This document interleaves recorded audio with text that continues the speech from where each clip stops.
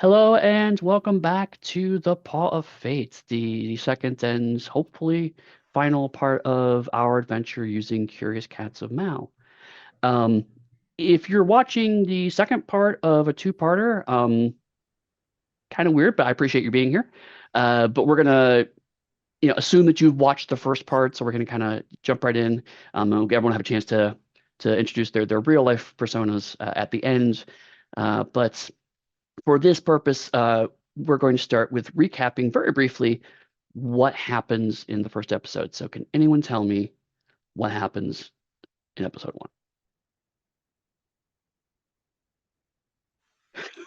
Sorry, I'm trying to find the link for the first part, just in case people need it. Oh, fair enough, fair enough. Someone take over, save me. I saw like blank. I don't remember anything happened. I don't even know what I'm playing anymore. Are we playing dogs? I don't remember. My caffeine is still in, happening. yes, we were in Korat. Mhm. Hey, Dice Let's see, Bags! We got a hot new sponsor to service, Onyx Path Publishing. Onyx Path are purveyors of fine tabletop role-playing games. Yeah, whatever, Cynthia. Roll And it. I wrote the chapter, so I have no excuse. Ladora, I wrote the Siberian game von next to the good Korat. stuff. So, Dora. yeah, That's Ladora. right. She came to us with a very important quest to come to go find the Paw of Destiny, which is a relic Mhm. of great importance that allows you to determine your destiny. Right. And as we went, we met a very friendly dog who is part of the military and is now a Korat citizen, and I Mhm. forget her name. Sasha Malamute from And Korat. Sasha Malamute von Korat. So she,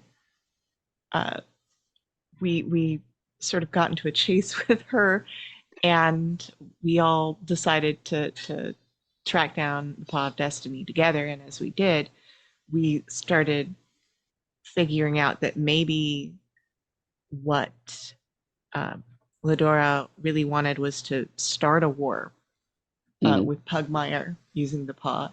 So we tracked it down to the Thorn Fortress Mhm. and to get another piece. NPC, I don't Bingo. remember. Bingo. Yes. And yeah, he directed us to the temple where it is, and there's probably some demonic protection on it, so we've got to get ready.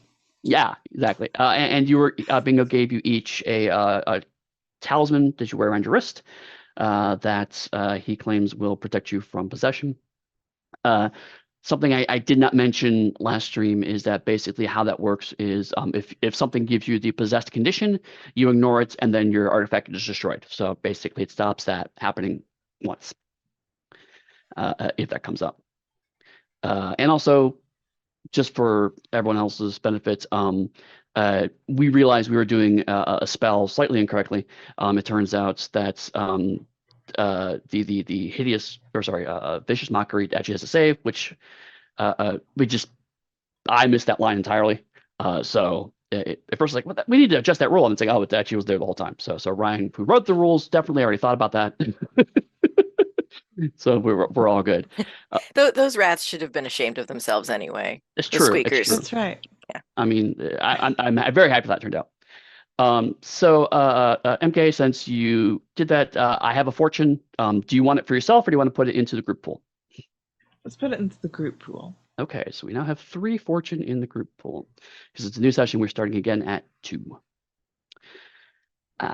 Okay, so Bingo gives you directions into the Fearful Forest to find this forgotten temple, as he called it. Now, the Fearful Forest is a massive forest. It's very wide and dense. It's traversable, but not easily. In fact, that was a point of contention during the War of Dogs and Cats, was that neither Pugmire nor Karak could easily attack each other because the forest was in the middle, and moving troops to the forest turned out to be a huge problem. So the war didn't really kick off until naval power came into the equation, so they actually had to kind of navigate around the forest. But over the years, some paths in the forest have been found, but they're not always there. One of the weird things about the Fearful Forest is that occasionally paths appear and disappear. There are various settlements on the edges of the forest, and those are relatively stable. The Thorn Fortress is one example of a relatively stable place. But the further you get in, the harder it is to find things. And the directions you were given are pretty close to smack dab in the middle of the forest between the direct west of Korat and roughly where Pugmire sits. So you start to make your way through, and the first couple of hours, the paths seem pretty straightforward. Again, you're still relatively close to the edge of the forest. And you continue to walk and walk, and the foliage gets thicker as you walk through. So even though it's roughly mid-afternoon, it does get darker and darker relatively quick, and that's primarily because the sunshine's just not making its way through the trees as easily.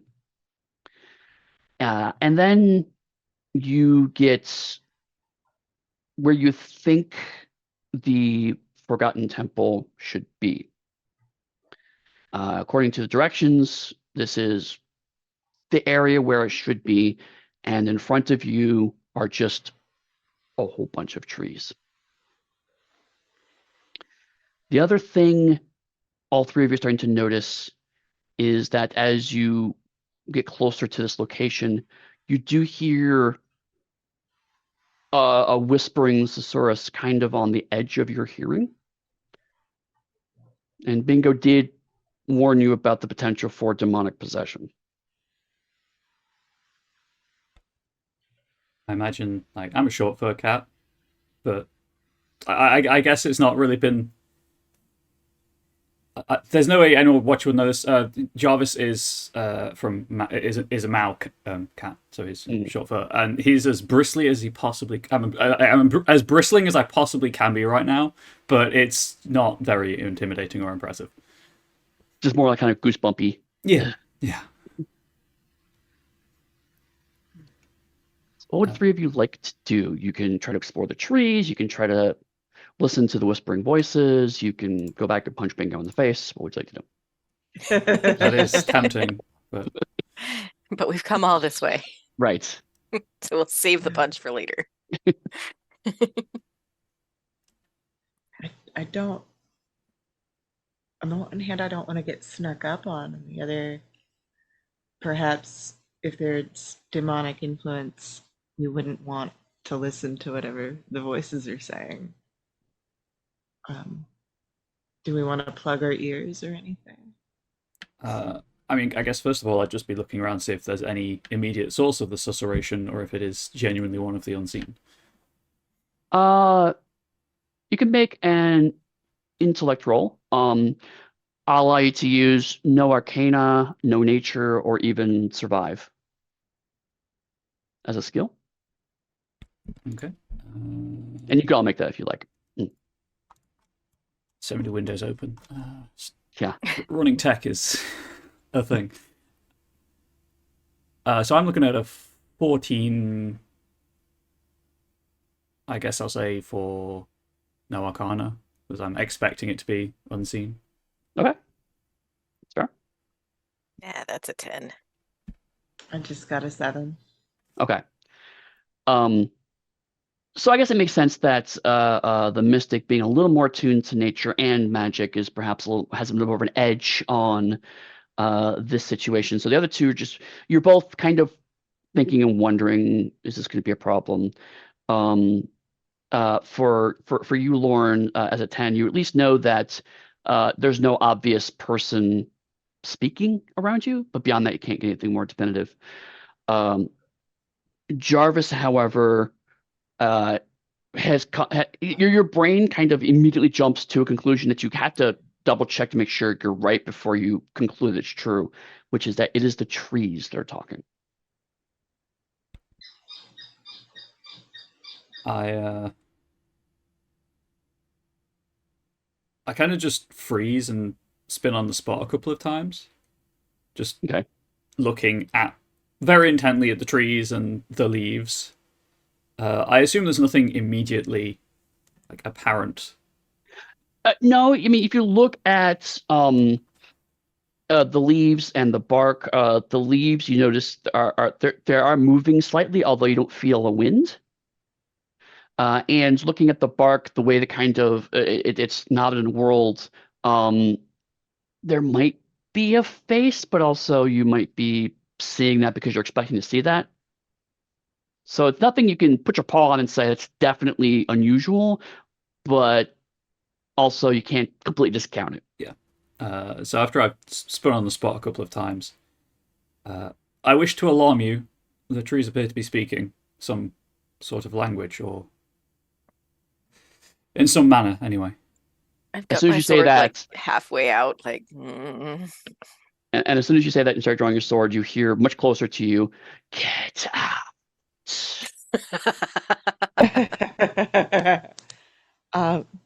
Could I try using charm person on the trees?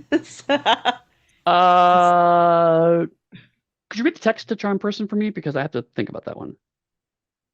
You charm a person in range. The target is charmed until the spell ends, or you or one of your companions harms them. They regard you as an acquaintance and know you charmed them when the spell ends. Okay. Do you have to roll to do that, or do they get to roll to resist?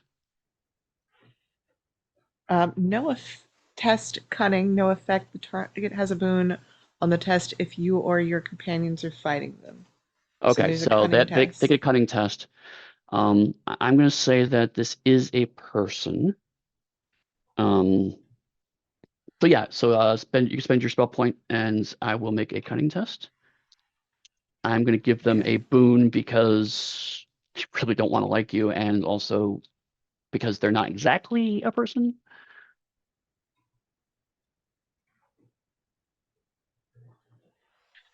So you cast your spell. I'm assuming some form of, "Hey, we're friendly. Please don't kill us." And the whispering kind of fades for a second, and then you hear, "What cats want."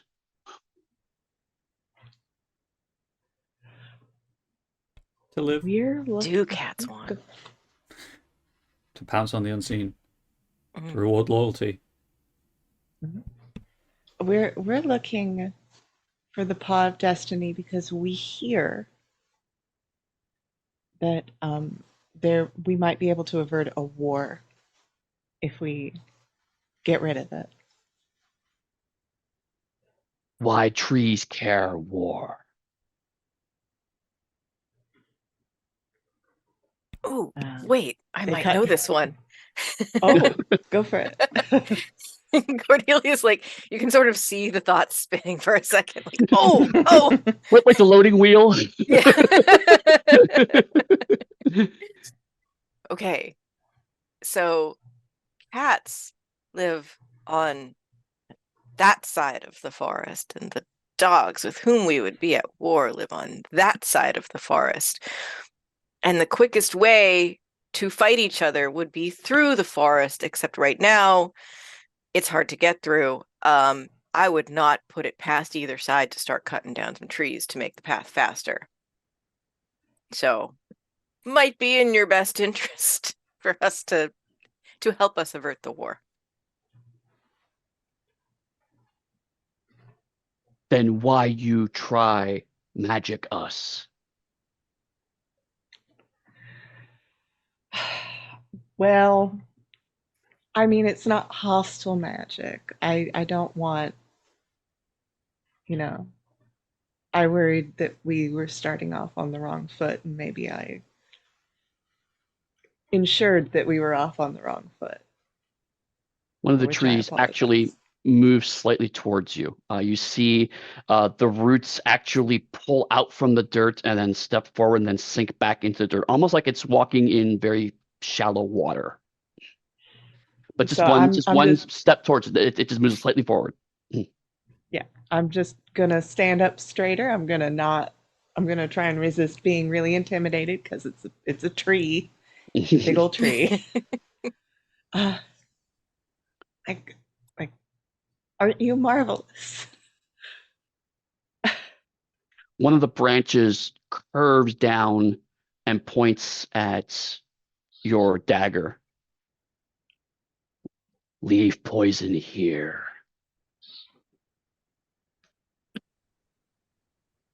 Are we allowed to go further? If I have to head backward, I would prefer to keep my. Leave poison here. I just got this. Put it down. All right. You leave the dagger. Do you take the dagger off and put it on the ground? Do you give it to the tree? I put it on the ground. I Okay. put it on the ground. You set it on the ground, and then the ground actually starts to absorb the dagger, and it's almost like it's being pulled under. And then the tree, again, the back half of the tree, those roots pull up, and it's pulling it backwards away from you.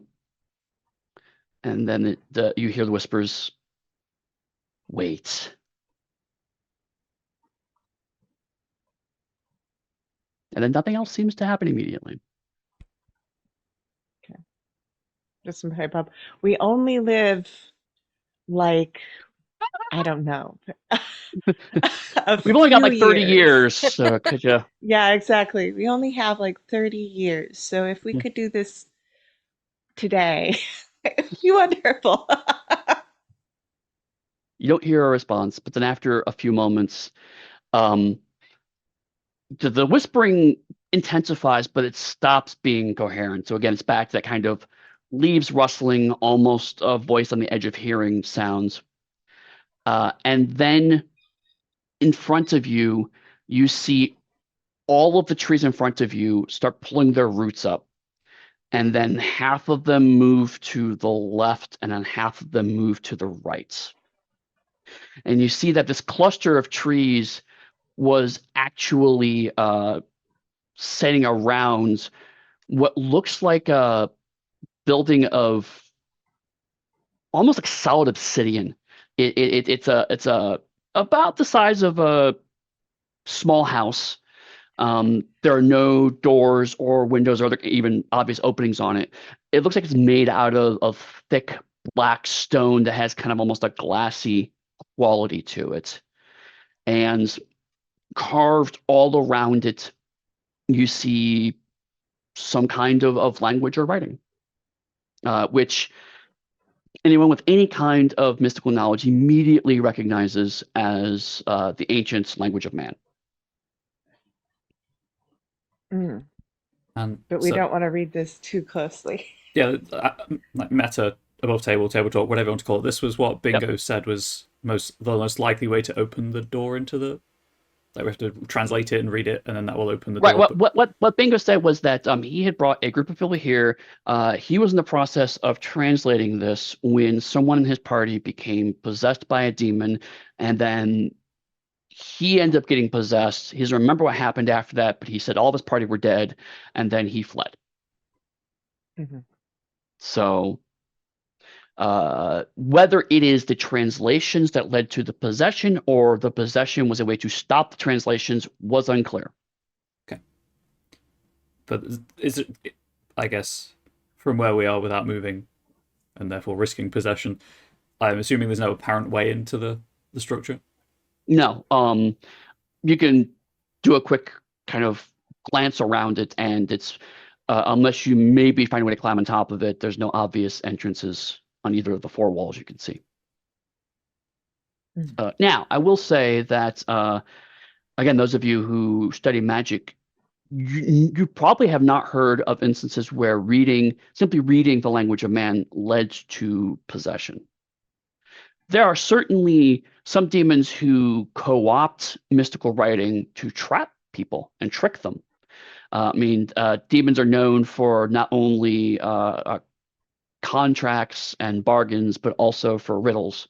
So twisty, turny language is something that they're fond of, but simply glancing at language shouldn't necessarily lead directly to possession, unless this is something you've never seen before. So, but this is based on the knowledge of magic that you have.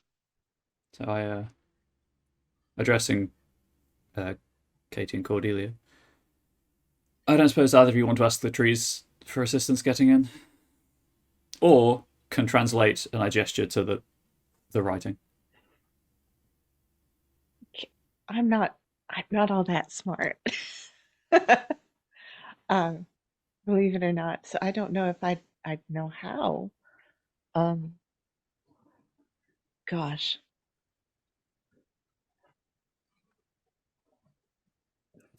That's what I thought. It might be. I don't know how to read that. You do have to have the no Yeah. arcana skill before you can read it. Yeah, I don't have that. I just sigh heavily. Sort of reach out and just kind of pat Jarvis on the shoulder. Well, if I get possessed, kill me quickly, please. Oh, I can ask the trees. It's like, have you ever seen anyone get in? And like waving at the trees. Eventually, the whispering coalesces, and you hear, "Yes." Can you tell me how? No. I don't know what I expected.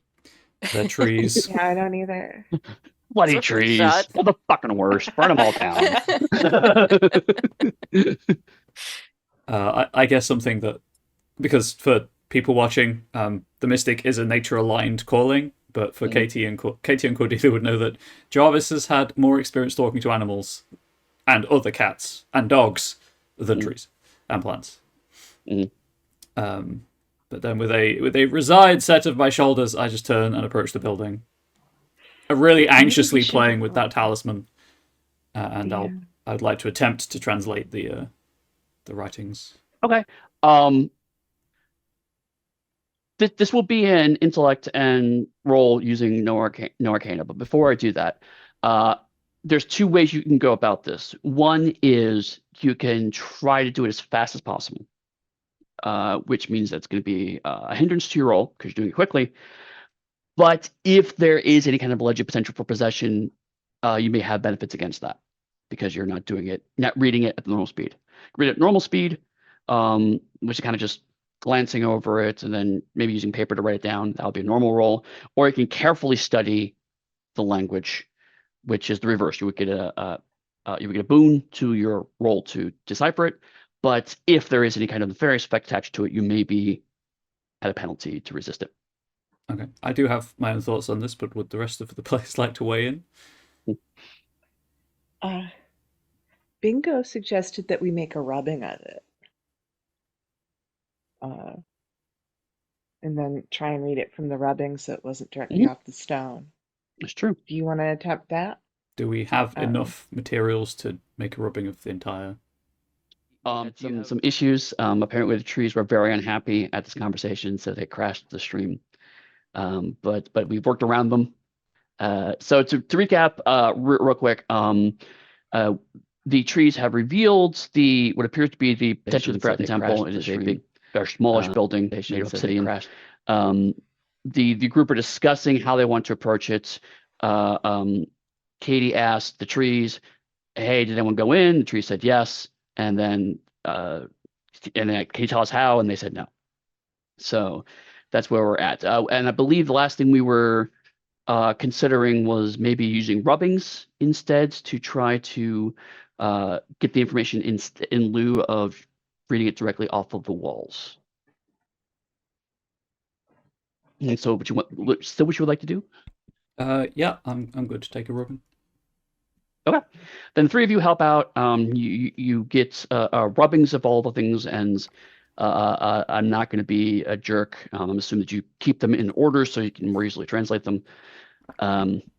So in that case, Jarvis, you can go ahead and make an intellect roll using no arcana. You are rolling with an advantage because you have plenty of time to study these sheets of paper. I got that sweet 1 in 400 chance of the same number on both D20. That's a total of 16. Well, 16. Okay. I'm going to. You do realize that there are 2 magical incantations that are carved into the walls of this place. The first is simple. It only requires 1 cat to speak the words, and that appears to be some kind of incantation to allow ingress into the place. There's a second incantation that you know a bit about these. Sometimes the ancient ruins of man have what are often called security incantations, which are ways to prove that you have enough knowledge and that man recognizes your knowledge to allow you access to areas that they would not allow those who are less knowledgeable to proceed. This one requires 3 people to participate in a short ritual to be able to get access, which is perhaps why Bingo came here with a group of people. I would, of course, relay all this information to my traveling companions. Okay. The second ritual, basically how that one works is someone has to lead the ritual. They'll say the first incantation. The other 2 will hear a voice in their head. They have to simply say that they consent.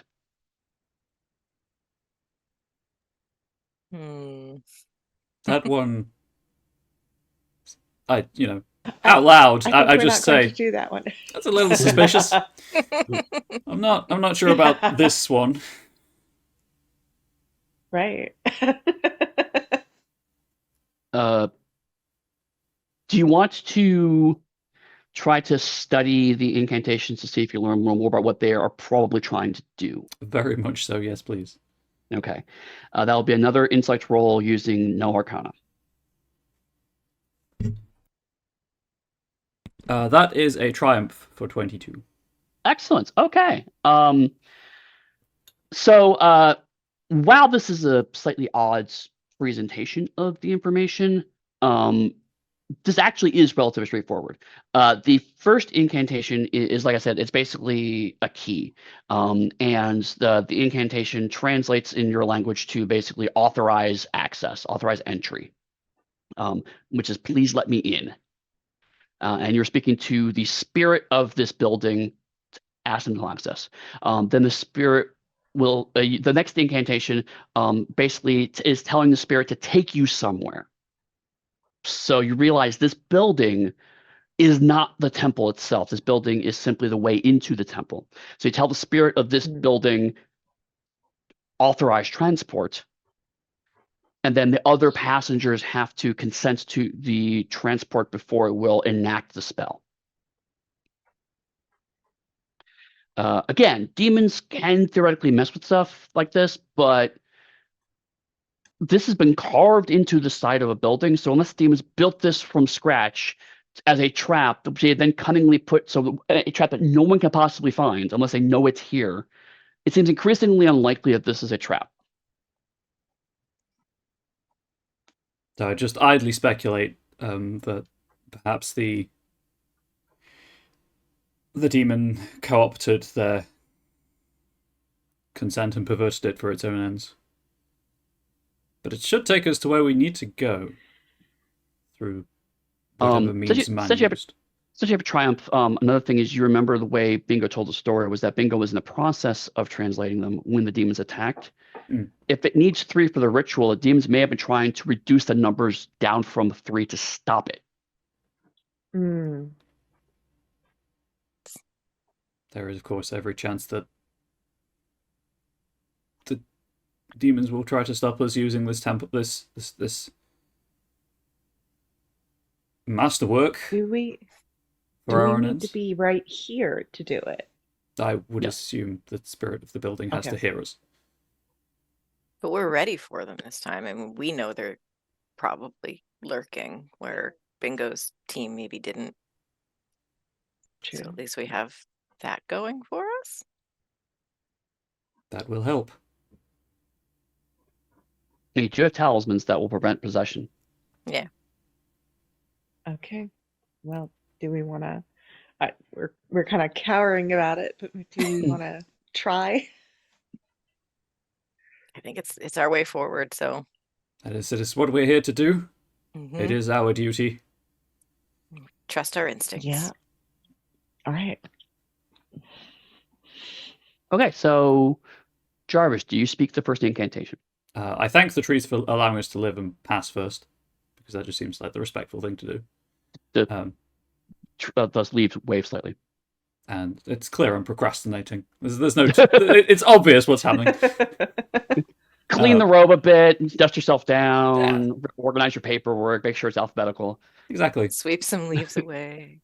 Make sure the various pouches and pockets sewn into the lining of my the cloak that clashes with everything else I'm wearing are full of random detritus, and then I would enact the first incantation.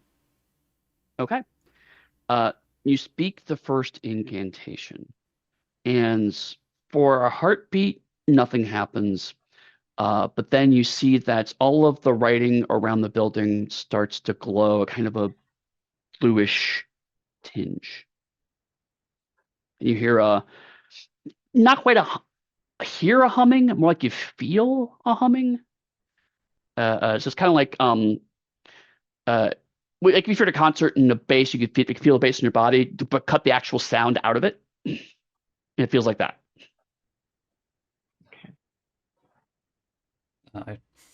I turn. I think it's working. My studies have ill prepared me for this. I don't quite know when you need to step in with your side of the. Well, you have to start the second incantation first. Oh yes, of course. So I just look at my companions to be like, please stop me. Please don't make me do this. And then like, thumbs up, buddy. Got this. And then start the second incantation and indicate when they should step in with the I consent. Okay, so you say the second incantation, and as soon as you finish, a roughly door-sized shape hole appears in the wall in front of you. Okay. Inside, you can see that the building is basically hollow, although the floor is the same kind of that glassy black stone as the rest of the building, and everything else seems blank. And there is a glowing blue arrow pointing towards the inside of this building. I shrug, swallow, and follow the arrow into the building. Go with. Okay. Okay. Yeah. Just... Jarvis, inside your head, you hear the words primary user acknowledged. I jump. Katie, in your head, you hear, do you consent to this transport? Please say, I consent.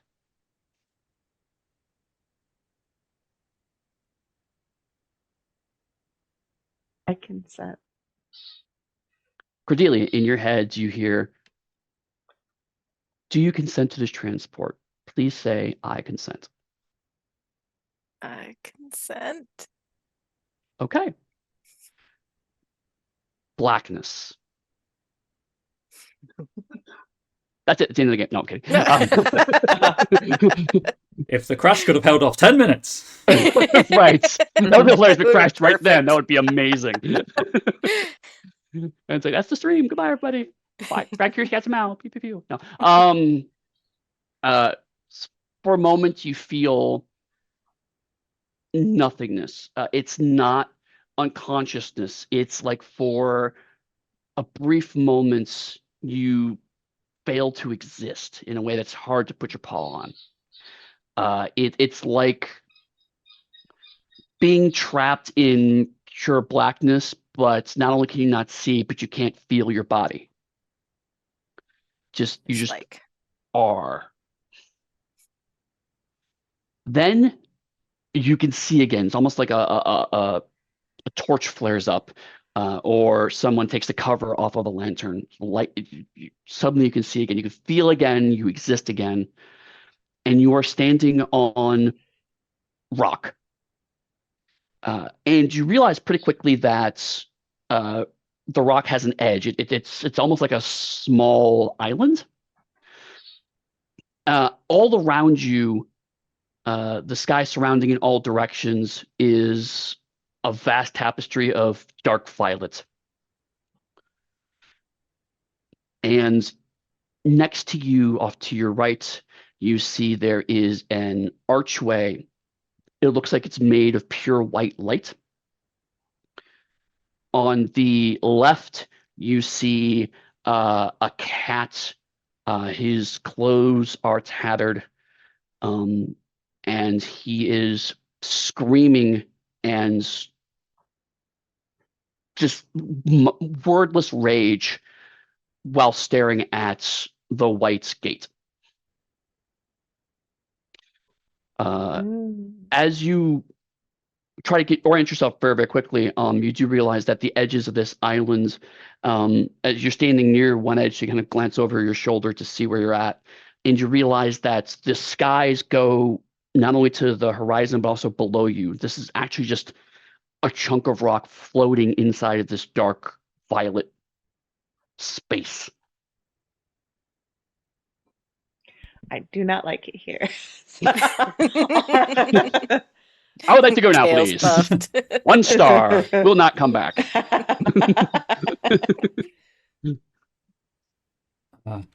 Whispering. Could that be a member of Bingo's team? Could be. Sure could. I And think we know what happened to them. would the best way of handling it be to try to talk them out of whatever fugue state they appear to be in? Or just... Are they demon possessed? As you're talking amongst yourselves, the cat just runs full tilt at the white glowing gate. You hear a crack, and it bounces off. Ooh. You can see that its clothes, their clothes are slightly singed. It's probably why the clothes were in tattered because it looks like it's tried this several times. As it is falling back, you do get a glance at its face, and you do see its eyes are glowing red. Cool. Oh, that's not good. Would putting one of our bracelets on it, or does it only prevent it, or does it banish a demon? You did not get an instruction manual from Bingo. That's Damn it, right. Bingo. Okay. But you can certainly try it. Of course, Do that means we- you would be without protection against possession. Have we? That's yeah. I mean, cats can come back from being possessed, right? I Have we think heard Theoretically. so. Theoretically. I mean, Bingo did. Yeah, yeah. Yeah. I mean, And if it doesn't work, I could just blow them off the edge of this rock. I was thinking clunk them over the head, but that works too.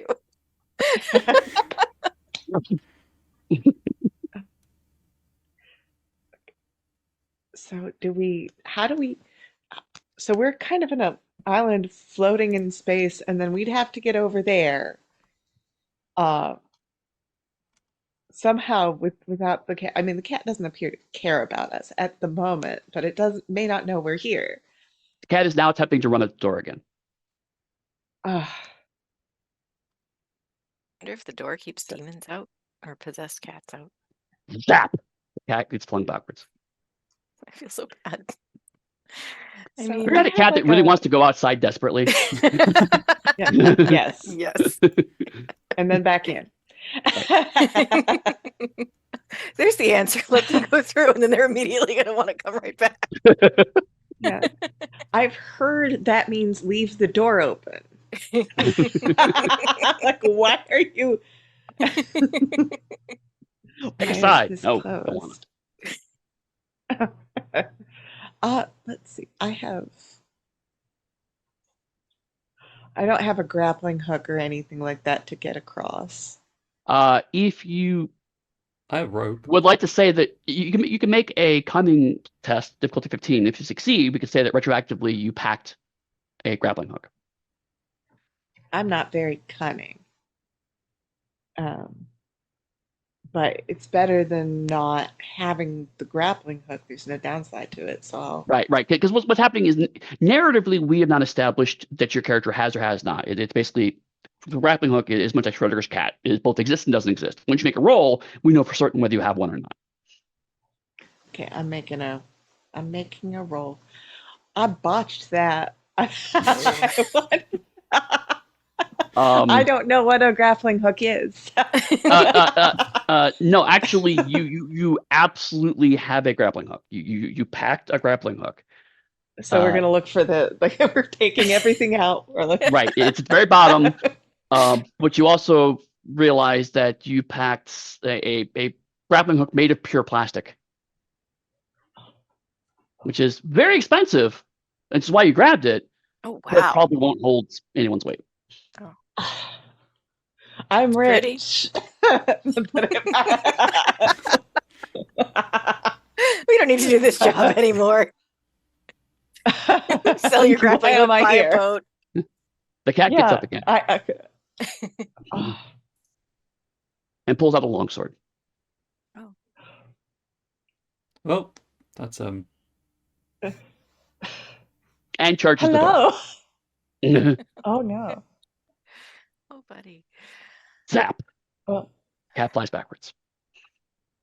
I think So, at the very least we do need to knock them out before they do any more harm to themselves or to the host body if they are in fact possessed, which on balance it seems quite likely. Yeah. I mean, I could say some mean things about them. I don't know if that'll knock them out. It seems to just kill them. It's not that kind of damage. Does anybody have anything that we could just bonk them on the head? I mean, what Quarterstaff. you can do, I mean, you can, what I'll say is, like, if you want to, you could try, if you have an appropriate weapon that does, not stabbing, not edge damage, something that's blunt, and then you say in lieu of damage, you're trying to impose the unconscious condition, that'll be fine. I can try to bonk him with the hilt of my sword. Okay. Go ahead and make an attack roll, like you normally Are would. we close enough? We're across the void. No, you're all on the same island. We're surrounded by the void. Yeah, you're surrounded by I void. thought we were on something. No, the cat's just straight up ignoring you. I mean, Cool. it's just not even interested in you. Awesome. Got that laser point focus. That's an 11. So you go to knock it on the back of the head, and you nail it just right in the back of the skull. But then it turns and looks at you, with sword in its hands. Aye. So it's going to attack you, and then we'll go into initiative. Okay. Does a 15 hit you? My defense with my armor is 16. Not enough. Okay. So basically, it just wildly swings the sword around, like almost just like it's lashing out, and it just scrapes across your breastplate. Whoa, hey, friend, hey. Okay, so we'll go ahead and roll for initiative. Again, this is a d20 roll plus your agility, and just want to know whoever is the highest because they will start the round off. So can anyone beat a 19? No, 16. No, 5. I'm rolling terribly. Okay. So the potentially demon possessed cat will attempt to try to stab you again with the sword. Well, slash you again with the sword. And once again, it kind of just skates off your armor. He's just flailing. He has no technique whatsoever. This is just a enraged cat, mad as hell. But he will choose you to go next. Okay. Yeah, I'm just trying to get my sword up between us and kind of holding. Get my shield up between us and kind of holding the sword in a not threatening manner. Just be like, hey, it's okay, it's all right. Sorry, we just, you were kind of hurting yourself there, and we wanted to maybe stop you. And So taking you're a couple basically steps back. So are you trying to ready your action to defend in case he attacks someone else? Yeah. Okay. And try to talk him down a little bit. I do want to mention that since Ryan alluded to this earlier, shoving him is on the table. Mm-hmm. Okay. So you want to try talking down. I need you to make a presence roll. Okay. You're going to be at disadvantage.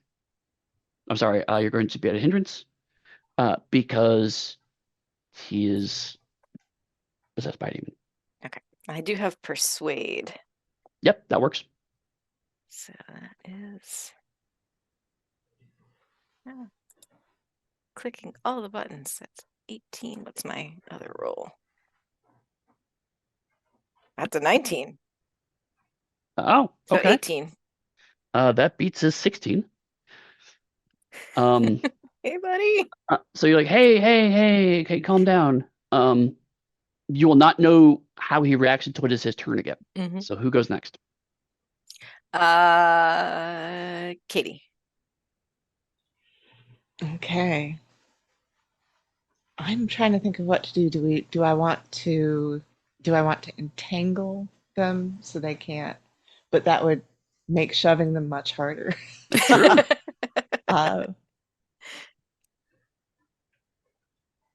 I'm truly thinking of like getting my bangle on this thing.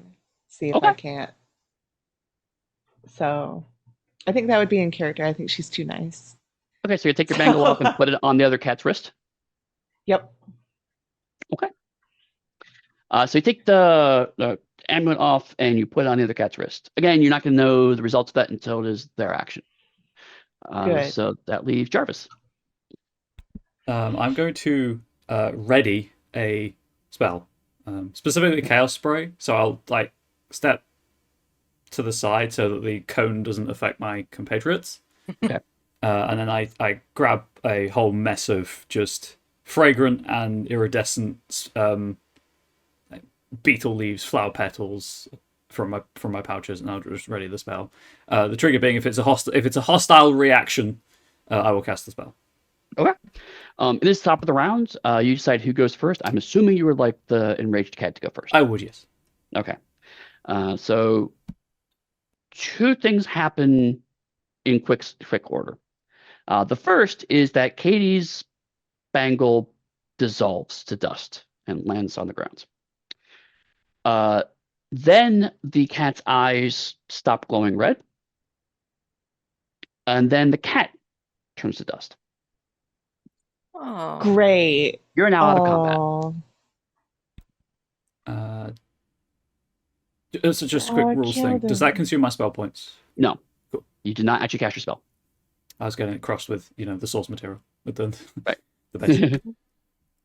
No, unlike D&D, I'm not a jerk. Thank you for that. I think Katie's like, I heard him. I will take one of the petals that I've got in my hand. Everything else gets put away, but one of the dead flowers goes in my hand, and I will magically cause it to temporarily bloom and just put it on the pile of dead cat dust. So you caused the flower to bloom briefly. You set it on the cat, and then the plant starts to keeps growing and growing, and it starts to actually burrow into the rock that you set the cat on, and the flower turns and evolves into a kind of tree-like form of itself, Hmm. and then it stops. That is not what I expected to happen. I will be completely honest. And then realize I've just shown weakness to fellow cats and, shut up immediately. Is time going weird here? Do we need to get out in case we... I mean, if you Are we had gonna like be- a sun or stars or something to tell time by, that would be helpful. But alas, all you have is throbbing violet. I don't know how well this would work, but the same spell does allow for some limited divination for a 24-hour period, and maybe we could tell how time is working based on how that spell effect is manifested. That's a cool use of that spell. Yeah. We're doing the science, sort of. with Okay, so magic. read me the spell so I know. Kind of what we're You talking about. create a tiny harmless sensory effect that predicts the weather, which I assume there's no weather here, but it's at your location for the next 24 hours. It's just because there's a time component to it. Okay, so basically, you're gonna cast a spell and just see if you can get a sense of because since it's your spell, you have a good sense of when it's about to expire or whatever. Yeah, it lasts for a round as well, that effect. Right. Okay. So you cast a spell. The weather is question mark, question mark, question mark. And then how long are you gonna sit there and watch to see that effect, or are you going to just kind of use no arcana to extrapolate? It says I feel the spell's doing X. I know these feelings, so can I extrapolate how long the spell's lasting? I'd try to make an educated guess rather than, because it could last indefinitely, and we'd just be trapped here on this floating rock waiting for the spell to end. Right. It's the magical equivalent of like counting the telephone poles as you're driving to see how fast you're going. Yeah. Okay. Go ahead and make an intellect roll. You're going to be at a hindrance because this is a very unusual way of doing this. But you can use no arcana, and I will say that you will add your experience bonus because this is involving a spell that you know. Actually, you get it anyway because no arcana is a moot point. Yeah, it's 11. I'll let it. I was going to be like, could I? No, make a. You still have you have 3 fortune. Yeah, I was trying to. I'll throw it up to the group. Do you think it's worth spending fortune on this? Yeah, I think it is. Okay. Down to 2. So that's with hindrance, I just reroll both. Yep. Cool. Well, you can reroll actually with the fortune. You can reroll one or both if you want. So like, you can reroll the lowest die, so that way your higher die could potentially be your lower die. The 11 stands. Okay. I just rerolled the lowest, but the 11 stands. Okay. The only thing you can divine from this is that you know your spell is going to expire sooner than you would normally expect it to. How fast that is and why that is happening, you cannot tell. But certainly from this, you get a sense of basically the loading bar, if you will, of the magic spell is going faster than you expect.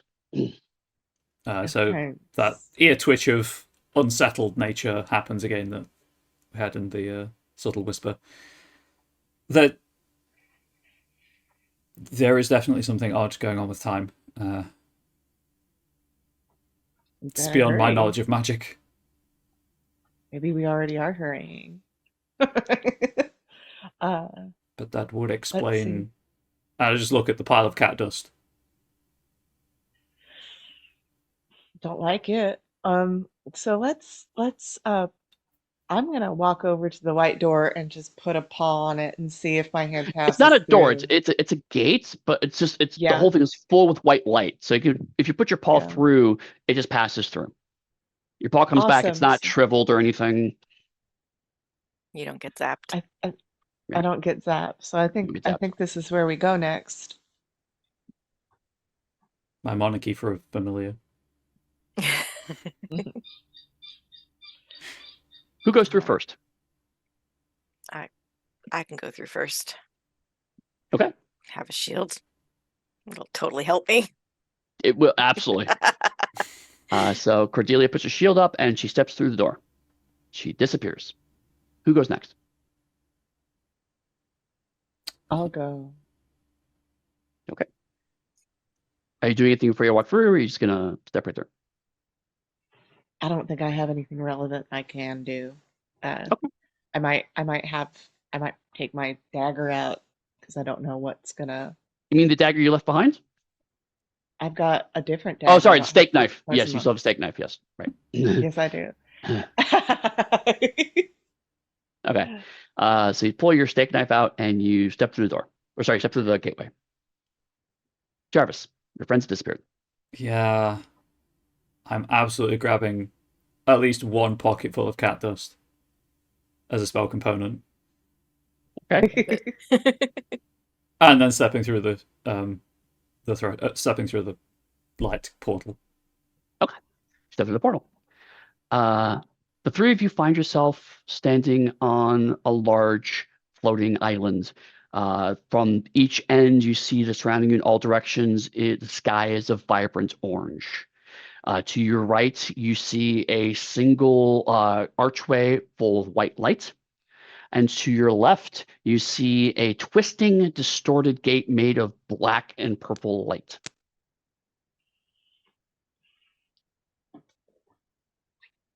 Ooh.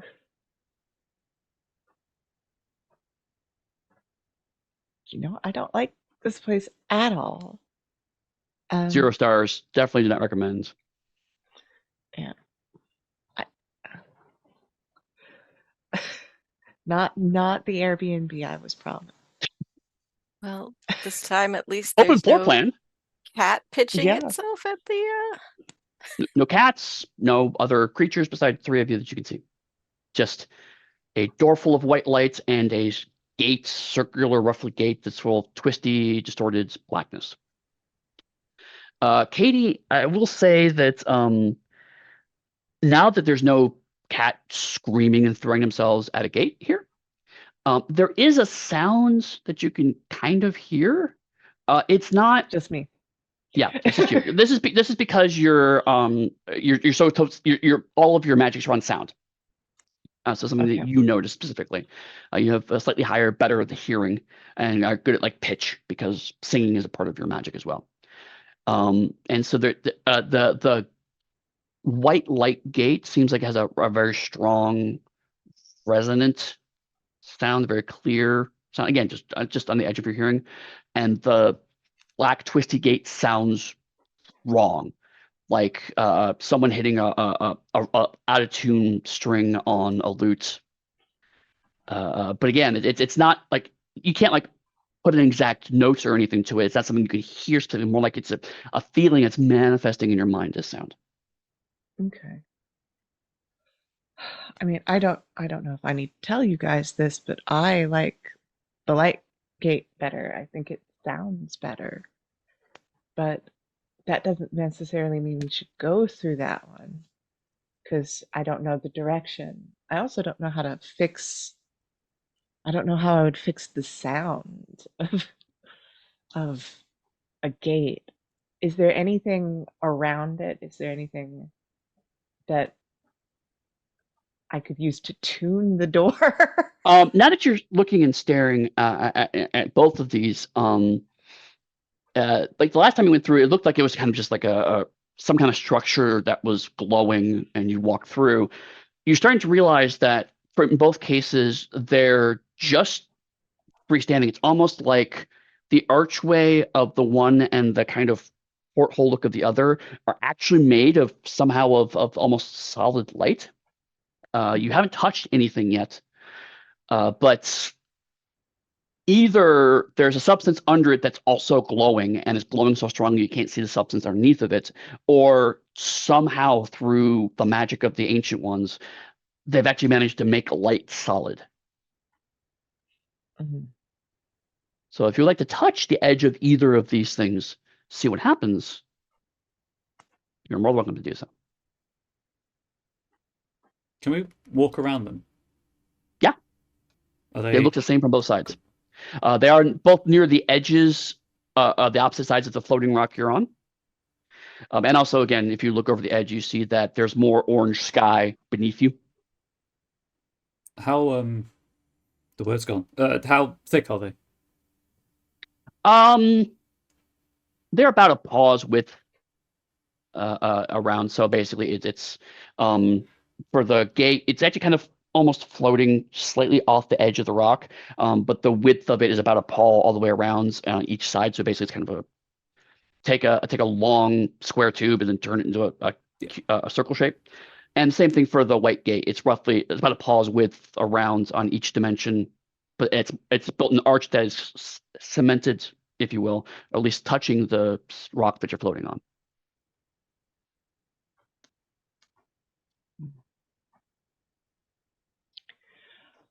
I am willing to touch the dark door. Now I don't know. I don't have the bangle anymore, and I'm worried that it's demon. I'm worried the door is possessed by a demon. Actually, Do you want my bangle, or do you want me to touch it? I can poke it with my sword.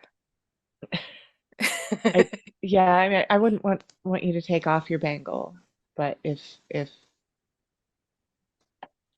somebody with a bangle wants to touch it, that might be good. You can also, if you wanted to, touch the door with the bangle. Oh. There's all sorts of things you can touch the door with if you'd like. We're cats. It's just not everything. Yeah. Just throw some string towards it. Right. Jump off the edge. Oh, I can put the bangle on the end of my sword and then sort of reach and like give it a little tap. All right, I'll try that. Go for it. So basically it's dangling off the pointy end, and then you kind of just put it through the. Are you gonna touch the edge of the black portal, or are you gonna put it right through the middle? I think touch the edge of the portal first. Okay. You start to move it towards the edge, and then your sword stops. It's you don't feel like a clank or anything vibrate through the sword. It's more like there's nowhere else for it to go. It's a bit like when you stab someone, but it doesn't go into the flesh. Is that kind of just stops moving forward. The bangle just kind of slide a little bit towards it out of the momentum, and taps against it, but nothing seems to happen. Okay, so I'll sort of angle the hilt down so that the bangle slides back down, so I don't lose it to pull it back. Yeah. That's weird. It was like it couldn't quite touch it with the sword. Like it stopped. There was. Katie's not very smart, but I think her brain's like wrinkling right now. What if you need to be possessed to get through it? Then we probably don't want to go through that one. I mean, can I, with my quarterstaff, can I hit the center of the, like, as if pushing the quarterstaff through the black portal? Are you going to swing at it to hit, or are you just going to push it through just push it through, just as like a tentative? It goes right through, as if there's no resistance whatsoever. Yeah. Whatever magic is holding these things together presumably just makes the edges solid, so that the. And then I go into a long-winded ramble where I'm clearly trying to make myself sound cleverer than I actually am about portal magic that I clearly don't understand, and portals collapsing in or out of themselves. And Cordelia looks totally intrigued. The word squamous comes up at least twice. Yeah. Yeah. Yeah, I know what that means. Yeah. Totally makes sense. Yeah. So, do we want to go through the bad idea door? Or do we want to go through the good idea door? What could possibly go wrong? I feel like the good idea door is probably our safest bet for now. We didn't come through that one, right? We appeared on this island. We don't know where we came through. Yes, I mean, if you look, I'm assuming you look behind you. Yeah, there's no door behind you. You just appear on this island. Awesome. So awesome. If this trend continues, it would seem these doors are all one way. Okay, let's go through the good idea door, and not through the cancerous door. Just because it's distorted and black and purple doesn't mean it's evil. Okay, it probably doesn't mean it's evil. You say. Okay, trusting our instincts. On the overlay next to a book that is brown and purple. Like, right. It's not evil. It's just like experimental. It's like a Philip Glass door. It's just an arcane arrangement of music. Yeah, man. You just don't understand it, man. All right. Yeah. Who's going through the white door first? Because it is only about one cat wide. You can't all go through at the same time. Is the same order? Cordelia, Katie, Jarvis? Yeah. Just Unless anybody desperately wants to go through first. just in case, do we want to tie ourselves together with the rope I've got in my rucksack? We could do that. Sure. Yeah. Like a sort of chain, a climber's chain. Mm-hmm. So take my rope out and tie us all together. Are you tying yourself to the rock at all, or just the three of you together? Probably just the three of us together. Unless someone else... tying it to the rock does not occur to me. So unless someone points it out, it's just the three of us. So you tie three of yourself together. Cordelia steps to the door, and then the rope goes slack from Cordelia to Katie. Oh. Okay, I'm gonna pull on the rope. Like, the rope comes back into your paw. Awesome. So objects don't go through it?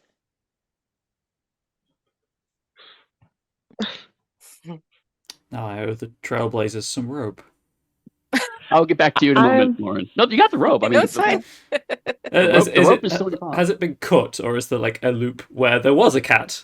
Yes, there's a loop where there was a cat. Okay, cool.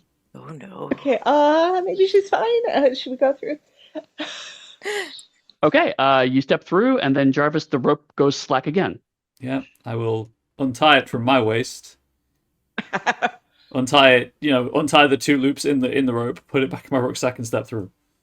Take as long as possible to procrastinate. Yeah, obviously. Maybe they'll Make sure come the rope back. perfectly organized, and then you step through. And the three of you, at the same time, find yourself on a single floating rock. The sky surrounding you in all directions is now a sickly green. Oh. To your right, you see a gateway that is made of white light. Also on the rock, you do see three creatures walking around.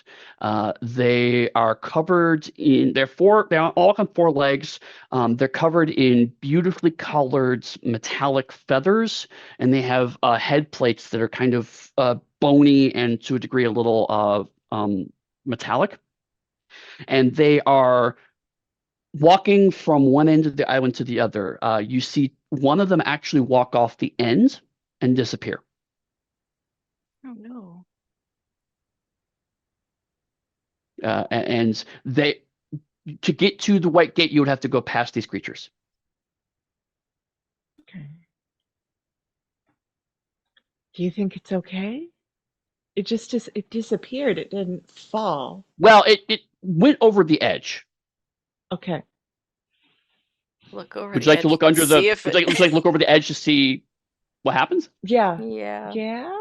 Okay, you look over the edge and you see the creatures walking on the underside of the rock. Oh. Gives me a headache. Mm-hmm. Let's massage my temple. Can we get back in the rope and see if I can walk on the other side? Sure. It's Jarvis's rope. Cordelia, would you act as a counterweight? Because I'm not Sure. very heavy and strong. So I'll tie I will, tie us all I will up again, anchor. but with Cordelia at one end and Katie at the other. All right. Yeah. So Cordelia's going to tie the rope around herself, and then you're going to tie the rope around Katie, and then Katie's going to walk off the edge, jump off the edge. Okay. I'm going to walk off the edge. Okay, so I need you to make a cunning roll. Okay. To see if you can go through with just walking into nothingness. I'm not very smart. Is that an asset? Do I want to lose? Yes, I will give you a boon because you don't realize entirely how bonkers this decision actually is. If it was Jarvis, I'd probably give him a hindrance. Jarvis is not smart. He's just cunning. Fair enough. Okay, so the first one was a 13 and the other was a 2. Yeah, so you want 13 definitely. Okay. What's that? Yeah. Is that with your cunning? Yeah. I'm not, like I say, I'm not Okay. a smart lady. So. Fair enough. So you start to walk towards the edge, and there's a small voice in the back of your head that's like, "What are you doing?" But you kind of drown that out with sheer enthusiasm. And you take another step over the edge, and you can feel your body. It feels like you're falling, but you're still standing. And then suddenly you're on a floating rock with a rope tied around you, and all around you, you see green sky, but there's nobody else around. And you see these creatures. Now another creature has come around the rock and is now walking across the rock. I'm just gonna like hiss, the water's fine, it's great over here. Are there any doors down here? No. So there are two sides to these things. We can sneak around the other side without fighting them, maybe, if we time it right. That's so cool. And like, do you guys want to come? Yeah, I mean, now that you're watching a little bit, you do see that it does seem like there are two of these beasts on the top, for lack of a term, a top half of the rock, and one in the bottom. So basically, as the one walks across, when it comes back around, then another one goes around. So effectively, what happens is you could choose to try to sneak by or attack two of them, or sneak by and attack one of them. But the one you'll have to, everyone will have to make a cunning roll to get over the weird disorientation to walk on this side of it before you come back over.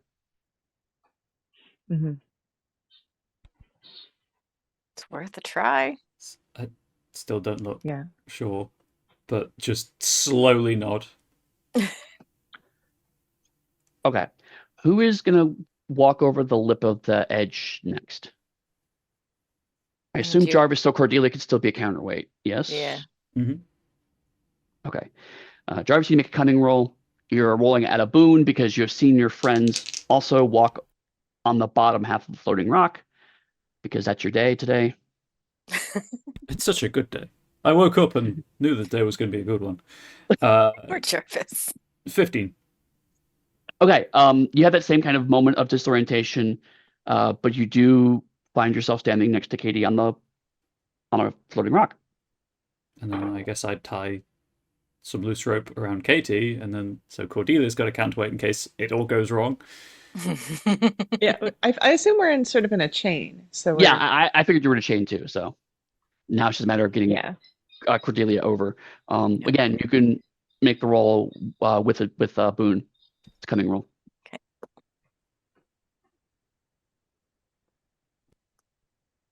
It's 16. Okay. You also managed to shut your brain up long enough to walk on the other side. So you're now standing on a floating rock with no white gate, but one metallic feathered four-legged creature. Do I have any idea what this creature might be? Now that Do you have no nature? no, I don't believe I do actually. Okay, then you can just make a straight intellect roll.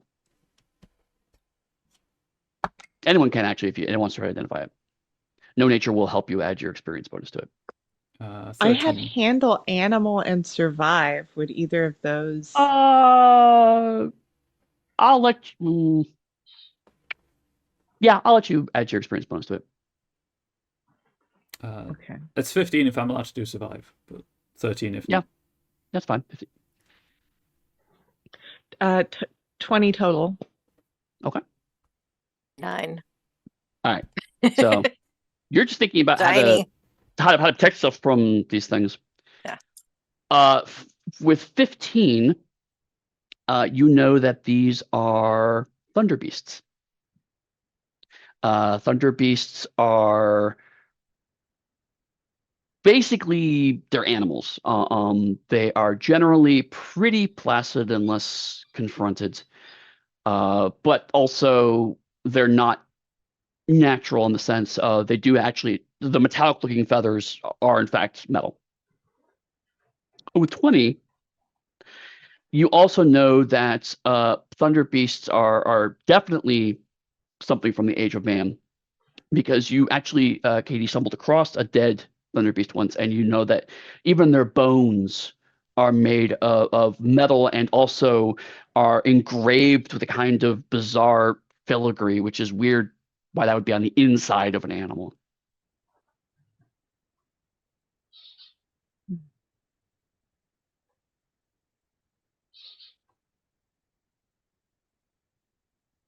So you can attack the Thunder Beast. It's in front of you. There's only one on this side of the rock. You could try to sneak past it, and then go on the other side. You won't have to make cunning rolls because you've all made the jump, if you will, to try to get to the gate. Okay. I want to sneak past it, personally. I don't think I want to spend too much time here. You want to hang out here? I could, again, whatever you want to call out of character. I could just, I could try to cast animal friendship on it, and it would be charmed for a day, and presumably we don't know these things are hostile anyway, but Yeah. They're not attacking you, and you're reasonably close to them. They seem to be just marching in a straight line, basically functionally in a loop on this floating island. Maybe it's just what they do. maybe we could just walk past it when there isn't one in our way, and if they do turn hostile, then we take it from there. Sounds good. So you're not even gonna be stealthy. You're just gonna walk right past it, and then try to get to the gate. Apparently, Yeah. Okay. Yeah. All right.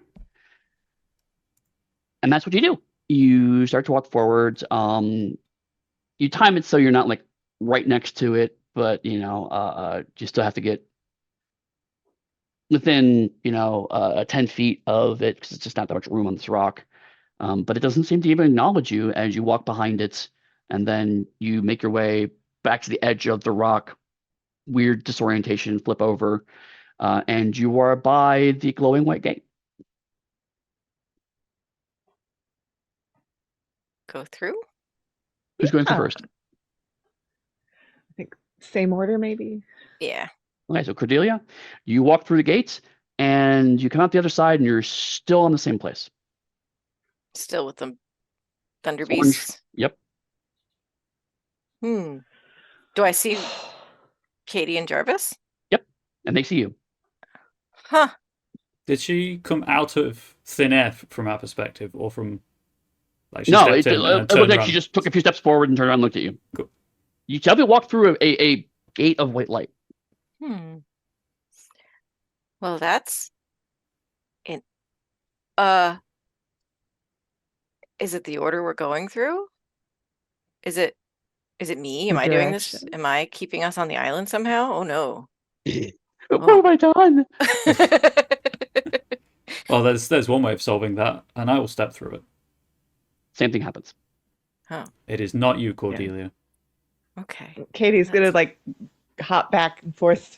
Just sort of like I'm in. I'm out. I'm in. I'm out. I'm in. I'm out. You can't contain me. This, a How big small are the primal thunder part of beasts? you is very satisfied by this action. Yes. How how big are the thunder beasts? They're about the size of a horse. Oh, so we Oh, they're can't. big. I wanted to like pick one up, put it through, but that would be very hard. I mean, if Like all three of holding it you up and just like picked one dangling up. it. Yeah. Perhaps we. I don't know why this would work, but perhaps following the Thunder Beast will do something to the inherent. And again, it's going on a vaguely techno babble speak about portal magic and how portals may or may not work. Can we Sounds ride it like legit. a horse? Can we ride them like horses? Would you like to try? I do have handle animal. Okay, so one moment. Jarvis, while you're techno-babbling about portals, could you please make an intellect roll using no arcana? That is a modified 20. Okay. So as you're babbling and spouting stuff, you accidentally kind of follow your own train of logic. And you come to what is perhaps maybe an obvious conclusion, but you find a way to make it sound much more complicated, which is that maybe the gate's just broken. I kind of trail off mid-sentence. Continue for another couple of sentences, and then... Or, of course, maybe it is simply just broken, and we have to fix it, because we are trapped here otherwise. I feel like Jarvis just had a house moment. Right, yes. It's not lupus! It's never lupus! But what if? What would have broken it? I mean, are the Thunder Beasts part of the machine? Entropy? Yeah. Maybe this is simply another way in which man wishes for us to prove that we are rightfully above him. Then, Yeah, for sure. There were some kind of markings on the Thunder Beast. Right? No. When you saw an old one or a dead one, this is in your past. Oh, okay. You looked at the bones. The bones had kind of a strange filigree etching on them. But these beasts, they just covered in metallic feathers. Okay. So the only things we have are the beasts and the door, and there's not much else here. can I As much rock as you could possibly want. can I go around As much rock as I want. the reverse of the gate and try to step through it the other way to see if anything different happens? Nothing happens, but as you're walking through, because you're trying to pay attention what's happening as you walk through, you do notice that on the inside edge of the gate, there is a spot that's not glowing quite as brightly as the rest. That was the next question, so thank you for answering it before I asked it. I will point that out and then inspect it as well. Okay. Are you going to touch it, or are you just going to look at it with your eyes? I'm reason. This is the misplaced confidence of the ignorant. I'm just going to touch it. Okay. You swat at it. Not swat at it, but you go and touch it. And it feels cool to touch. Again, it's not like you can't really feel it under your paw so much as your paw just kind of stops. But also you do know that the light you're touching does shift slightly when you touch it. Like you could slide it. I will get lost for probably a good 30 seconds just sliding it around this ring. I'm making it seem like I'm experimenting to try and fix this problem, but I'm really not.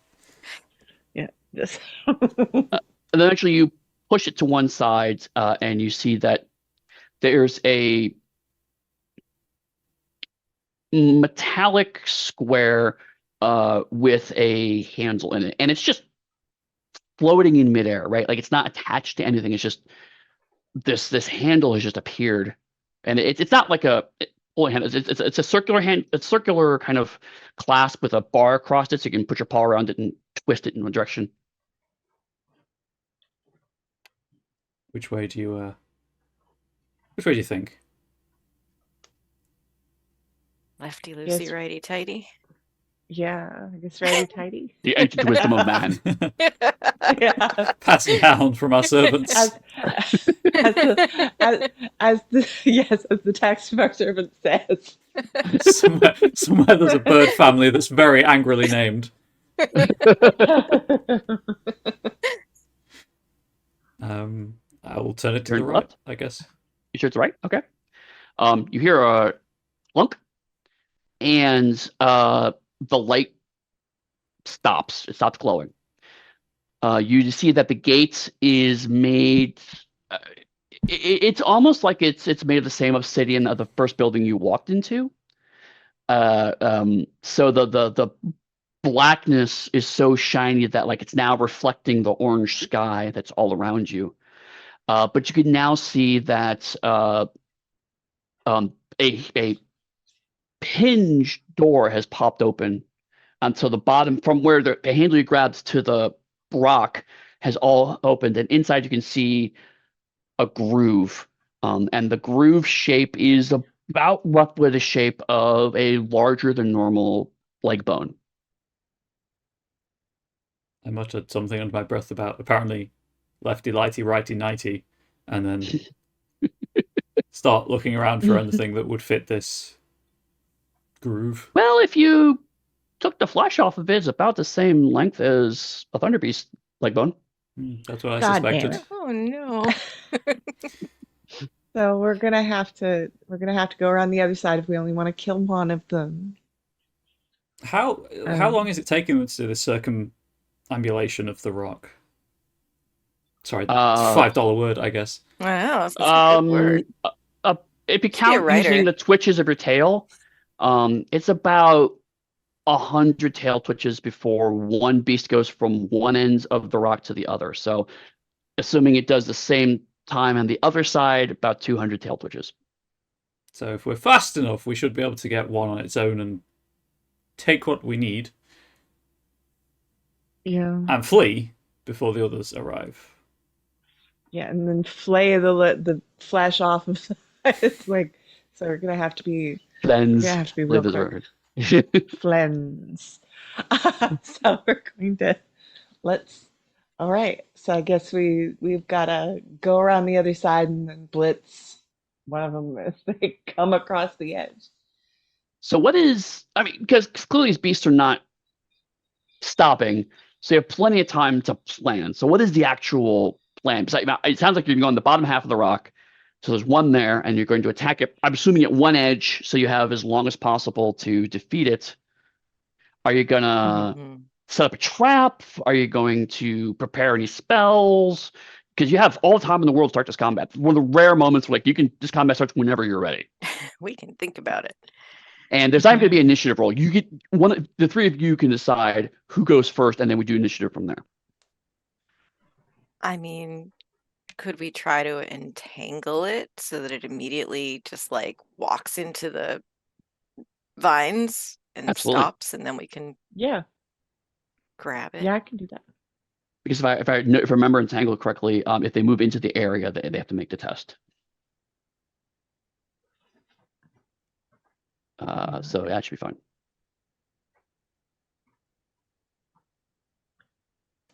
Let me, I'm looking. Grasping, writhing undergrowth bursts out of the ground in a 20-foot square starting from a point within range.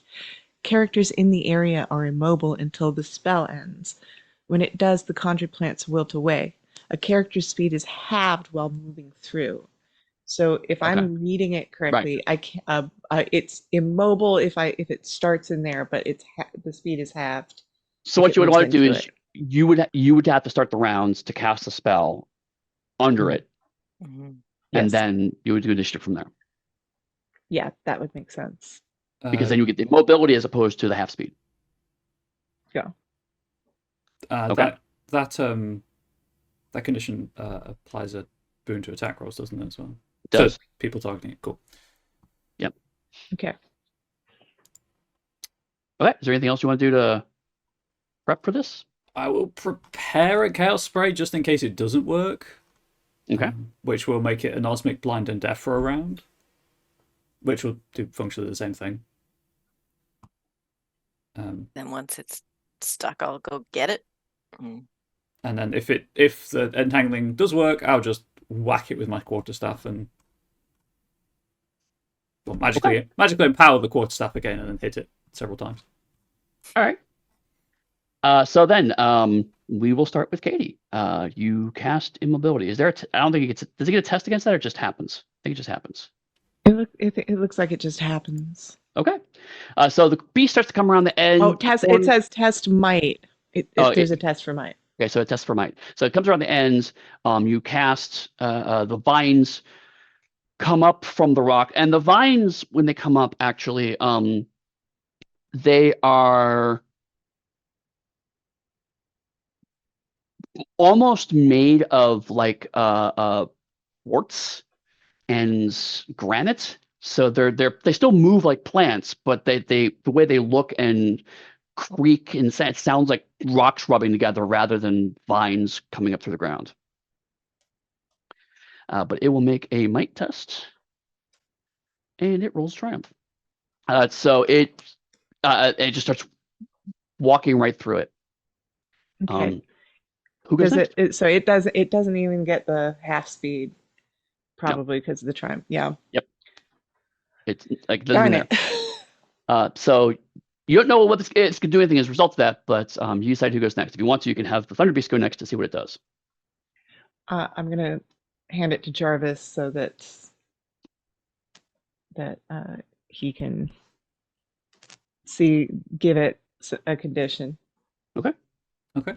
So that mix of iridescent stuff and extremely fragrant dry petal flowers and things becomes a, quote, vivid and noisy cone of clashing colours, cacophony, and smells. It needs to make a cunning test. I'm going to spend an additional spell point on this so it has a hindrance on that test. Okay. Difficulty is 13, yes? 14 for me. 14? Okay, well, you rolled a 2, so... Academic, really. So what are the conditions it has? It is anosmic, blind, and deaf until the spell ends, which is on my turn, my next turn. Okay. It's a 1-round duration. Okay. So this cone of bizarre lights and sounds come out of your paws, and the creature immediately becomes agitated, starts looking around, and you hear a kind of a growling, hissing sound coming out of it. And then I pass it over to Cordelia. Am I going through the oh no, I'm gonna wait until it gets to the edge of the vines so that I don't get entangled. Okay. And just kind of just as it comes out, just kind of come up and flonk it. Okay. Go ahead and make an attack roll, because it is a blind, dead, and anosmic, and deaf. It has no idea where you're at, so you can roll with a boon.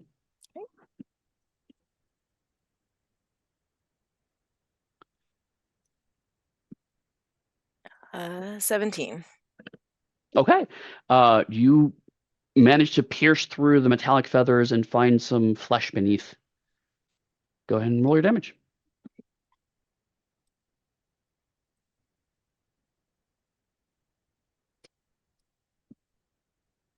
I separated the D8 out and then I shoved it back with all the other dice. There it is. That is 6. Okay. Edged. That's edge damage? Mm-hmm. Okay. So yeah, you slice down, and you see a little bit of blood. The blood is odd in the sense that it's a little more viscous than you're used to, and also there's kind of a blue energy crackling through its blood. Ooh. That leaves the Thunder Beast, Mm-hmm. and a brilliant red beam comes out of its eyes and go right by your head. Whoa. It has no way of finding you because it's blind, so I'm going to roll. But that you can feel the energy off of it. And it is not bright, so it is going to choose Jarvis to go next.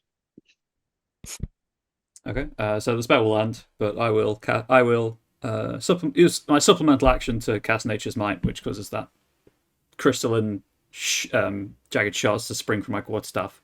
Okay. And I'll stand next to Cordelia and attempt to hit it with my quarterstaff. Okay, go ahead and make your roll. It's a 17. That definitely hits. And roll your damage. Sorry, the die rolled into the corner of the dice tray where I couldn't see it. 8 blunt damage. Blunt damage. Okay. You swing down. You can definitely feel a solid crack underneath it, but its metallic skeleton is absorbing a fair amount of the damage, so you don't feel like you're getting as much out of this as you normally would. Just to clarify, you do add your proficiency bonus to the damage roll as well, correct? Yes, you do. Mm-hmm. And then I guess I'll pass it over to... I don't want to give it a double turn, but... Well, it's the start of the town. You started the round, so... It's true. I'll pass it to Cordelia. just give her a nod as I step back for another swing. All right. Go back in and just kind of pull my sword out, look a little bit at the weird, not quite blood on it, and be like, "Ugh," and give it another whack. Go ahead and make a roll. There's no more roll this time because it's no longer under all those conditions. Okay, that is 18 Definitely hits. and 4. Okay. You're noticing that your weapons are doing more than Jarvis's weapons are to it. Who goes next? Katie. Okay. I'm gonna use vicious mockery just because I want to give it a hindrance to whatever it's gonna do next. Okay. It makes a presence roll. So- Turns out its presence not great. Yeah. It rolls a -1. Oh, So, Okay. Yeah, no, just say something like "you electric bastard." you electric bastard! How much damage does that do? Let me see. I've got 1d4 damage, so I'll go ahead and roll d4. 4. Okay, and that did you also add your presence and your experience bonus? Oh, let me look at my presence and experience bonus. That it's gonna be way more than 4.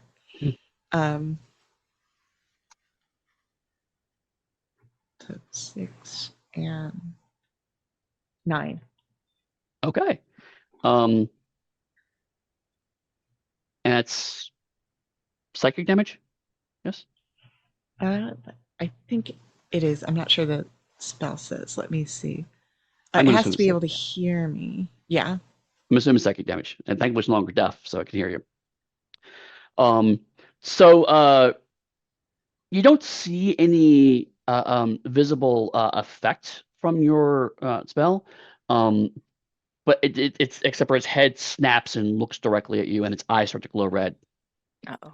And it is going to laser beam you because it's a range attack, and you're right next to it. It's going to be at a hindrance to try to attack you. Does it get any other hindrance or from the thing? Hindrance is binary. You Okay. can't have more than one. Okay. Does a 14 hit you? Let me look at my light armor. It might not. Let me see. If you have light armor, that would be, I think, 11 plus your agility. Agility. Oh, it hits me. I've got a 13 and it Well, the good news is that the other one I rolled was a triumph, so at least you're taking less damage. I have fighting style, protection style. Would you like to take this damage instead? Yeah. Well, let me see if I'm reading it. It's when wielding a shield and when an opponent attacks an ally with. Oh, is Katie within 5 feet? Yes. Use a reflexive action to give the opponent's attack a hindrance. It already had a hindrance. Oh, so I it already had it. Yeah. Yeah. Never mind. That doesn't help us. yeah. So You take 10 points of fire damage as the beams from its eyes burn into your flesh. Jesus Christ Almighty! How many points do I even have? I'm looking for. It's well, how many stamina points? Should be around 30-ish. No stamina. Yeah. I've got 24, so I'm. Oh, that's right. I'm You're kind of starting weak. to hurt. Okay. All right. It is top of the round. It is going to go again. You have insulted it, so it's going to try to hit you again. Again, because it's right next to you, it has to take a hindrance. They're both 6s, so it's a moot point. Okay. So another laser beam. You basically, the first one hits you, and you immediately kind of just duck up from it, and so the second one goes over your head. Cordelia, you can go next. I'm yelling at it to try to get its attention back on me. Okay. Don't hurt my friend. Swell that could understand me. They're killing something smart. That is a 13. It completely ignores you as you hammer on its metallic feathers. And then I will send it to Jarvis. Okay. I feel like Kel Spray is probably not the best idea because it does make it unable to be viciously mocked. I don't know if it makes a difference, by the way, but Nature's Might does make my weapon a masterwork for damaging things. Yes, that would have helped. So I will adjust accordingly. It's still up, but it does make it slightly more hurt. Apologies, I should have pointed that out. That's good to know. Yeah, because yes, it's Masterworks do, because behind the screen, as it were, it is immune to blunt and stabbing damage, but Masterworks usually overcome that. So. So in lieu of anything else, hang on. You know what? I'll just do a normal attack for this turn, and I'll see if there's anything extra I can do to highlight more of the rules next turn, if there is a next turn. Okay. So I will... if you survive, yes. Yeah, exactly. So I'll just bring the magically empowered quarterstaff around again. Crashes down onto it. That's a 18 to hit. Yeah, that is a solid hit. Let's see how much damage it does. For 10 blunt damage. But masterwork blunt. You bring your staff down on the creature's head, and you hear a pop, like a balloon, and it just slumps to the ground. More of that kind of weird crackling blood oozes out from its head and from a couple of its other wounds. But eventually the energy fades to nothing and it just becomes inert blood. I'm just patting out the singes in my fur. So you now have the corpse of a Thunderbird and about roughly 2 minutes before another one comes around the edge. So we have to flens the flesh off of its legs really quick. Perhaps we should drag this to the portal. Yeah. It's the size of a horse. Portal. Yeah. So here's a rules thing for you, Eddie. Yes? If I were to grab this and be technically carrying what I assume now is an object rather than a character, and Misty stepped, would it travel with me? Yes. It does only have a range of 30 feet. I do love, however, that we're playing a game about cute cats. We have to discuss, is a corpse an object? Keep curious cats, as far as I'm concerned. But yes, you can Misty Step directly to the gate. Cool. So I will grab it. I will reach into a pouch that eagle-eyed compatriots may have noticed was empty a day before, and pull out a grey dust that it doesn't so much as like shadows of mist don't envelop me, but it's like the flow of time is sped up, and what would take me probably a good 10 minutes to carry this heavy corpse there is just over in the blink of an eye. Mm. Like a time-lapse animation. And I'm out of... Do the rest of you go to the other side to see what happens? Yeah. Yeah. So since Jarvis should get there first, and you have a couple minutes before your friends show up, you see that the other Thunder Beasts have completely stopped moving. Oh. And then your friends come around the corner and see the same thing. Are you examining the corpse at all? Yes. So as I am a mystic, I'm treating this corpse with, like, I'm thanking it for its sacrifice, and I'm doing my best to honor it and use what I need and take what I can't use immediately to use later. So you give a short kind of benediction and thanks for the spirit of this creature for what services it's providing, and then you go to start kind of figuring out how to go through the flesh, and you find that the foot of the creature is actually hinged. And you feel around the ankle hinge of it, and all of a sudden the foot just kind of pops off into your paw, and you see that the flesh is almost kind of packed around the bone. So it's constructed, but also partially flesh. I make a mental note of that for academic purposes. Wish that I had the time to make a detailed anatomical study and then start working to get the bit out that we need, which is, I assume, when Cordelia and Katie arrive. Right, yeah, they show up. They see you kind of pulling the foot off, And as you kind of feel around, you get your knife out. You're about to cut it, and you see that there's a almost like a seam on the back of the leg.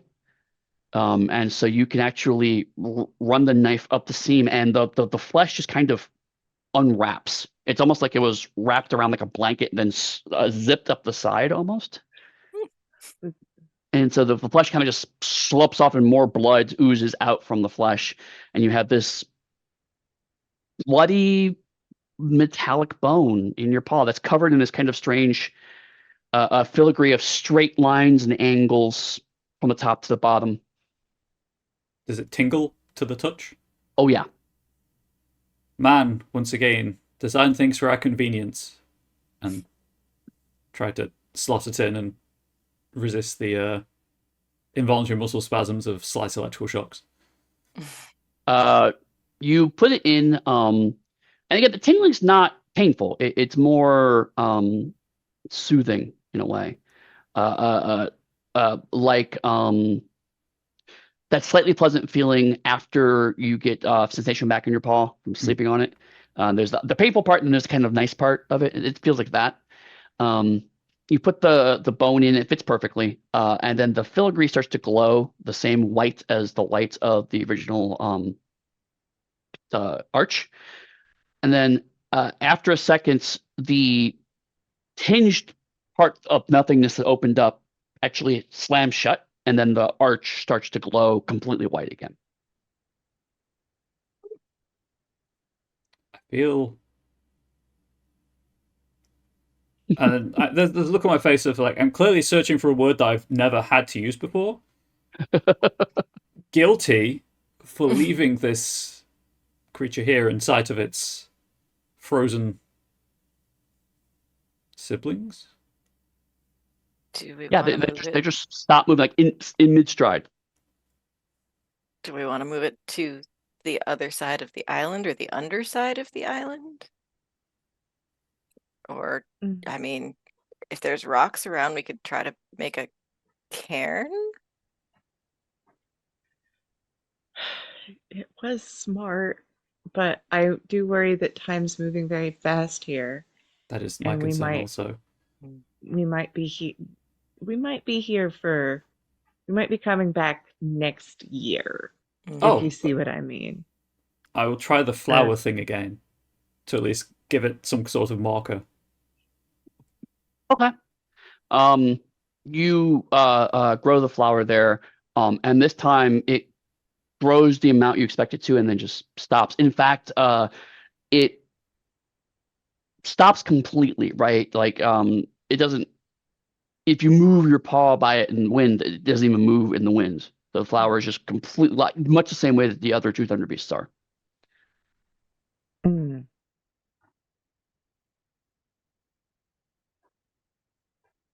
Still concerned about the nature of time in this place. But yeah. Perhaps we should continue, lest we return and find that Ladora has conjured some other spurious reason for war. Yeah. So, would I step through the gate? Yep. Okay. Cordelia steps through, Katie steps through, Jarvis steps through, and then we'll pause there so we can take a short bio break. And then we'll find out what's on the other side of that gate in about, say, 10 minutes. Sounds good. Okay. See you in 10 minutes.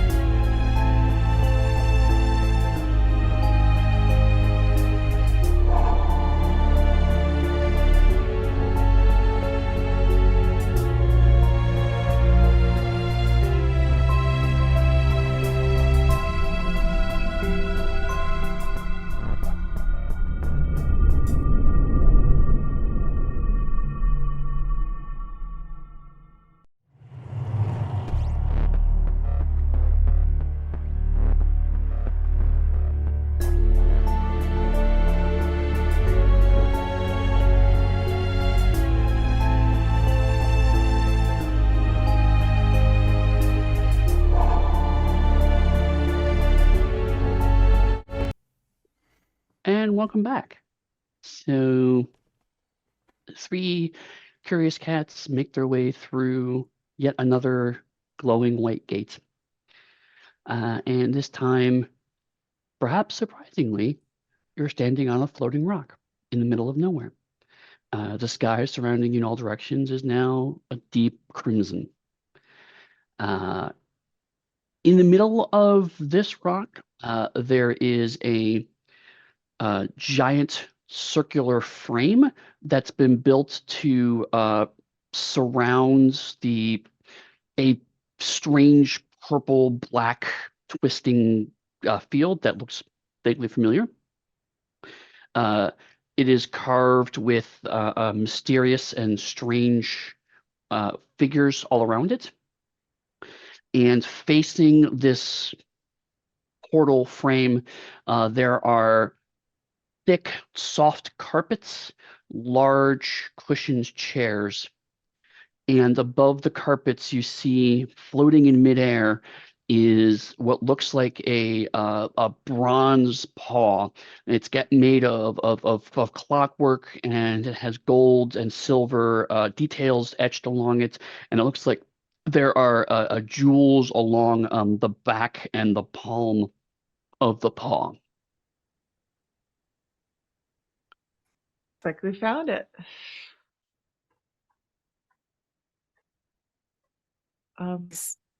There's nothing else but us on the rock. There's nothing Nope. that seems to be guarding it. Nothing appears to be guarding it, no. Gonna go poke my head over the edge and look underneath. You see more deep crimson skies, but the rock on the other side appears to be bare. Yeah. Are there any doors or anything here? Like Just the anything? weird purpley black portal. Oh no. Bad idea, portal. It might have only worked one Shoot. way. Mm.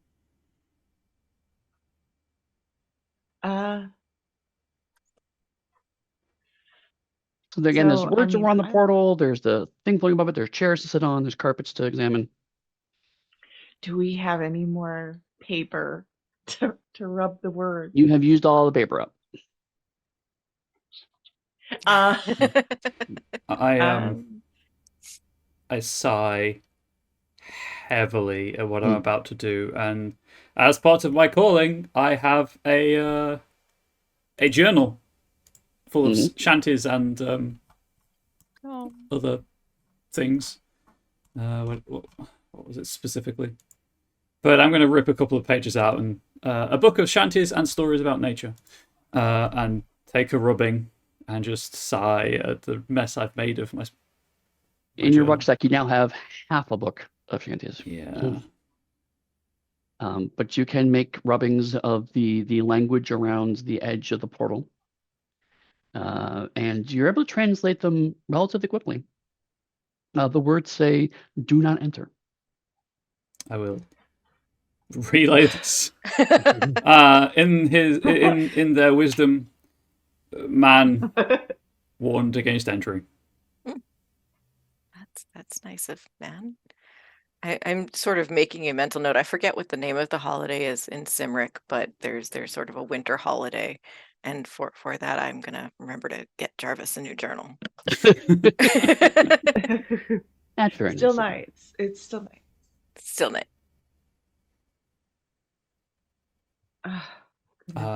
So there's no way out, and we're not supposed to go that way. So. Yep. If I put a paw against it, does the paw go through it? Yep, it does. Cool. I didn't know if it was sealed, and that's why I said do not enter. So you put your paw through, and you pull your paw back, and you realize that your mystical ability has been depleted. You lose 1 spell point. Oh no. I feel. I guess I stagger slightly as a minor fatigue. Yeah, it feels like something's been pulled out of you. That is a thoroughly uncomfortable feeling. Whatever it is consumptive. Consumes things. Okay, so definitely do not enter. You all right? You're Yes, although I okay may. otherwise. I mean, Oh. do we have to use the Paw of Destiny to get out of here? I Like, just to escape.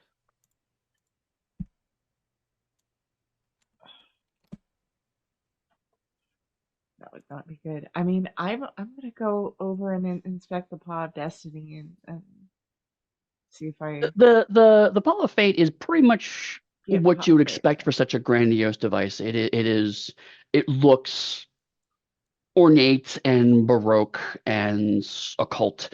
Um, uh, you still haven't touched it yet, but like as you're kind of looking at it, you can see that there are like again I mentioned there are clockwork, and it looks like the cogs are designed in such a way that there are buttons on the paw that if you push them, it would cause the fingers to curl and uncurl potentially. So it looks like there's kind of almost a rudimentary puppetry built into the paw. well, I mean, I'm tempted to chuck it over the edge, but I don't know if there's a way out. Yeah. Well, we're done now. How we go home? We're gonna knock it off the metaphysical shelf. Yeah. So yeah. Do we know if I using it, is it like the bracelets? Like if we use it once, does it? No idea. I don't think we know. Yeah. I should also say that all 5 of the fingers are outstretched. Oh. Oh, so it's a monkey's paw. Yeah. I walked in here like it's too ornate, but Cordelia hasn't seen Last Crusade. Yeah. But now I mean, the knowledge we lost from the fall of mankind. I think Katie's not not that smart and might be willing to just pick it up. And so she can look at it. Was it just floating in the air or was it on a pedestal? Nope, it's just floating. Floating. Ooh. Okay. I'm Are you gonna grabbing it? Yeah, I think I'm gonna grab it. Okay. You're now home to the Paw of Fate. Okay. Well, I'm start. There's no like entrance to it. It's a solid object, so like you can't like wear it like a glove or anything.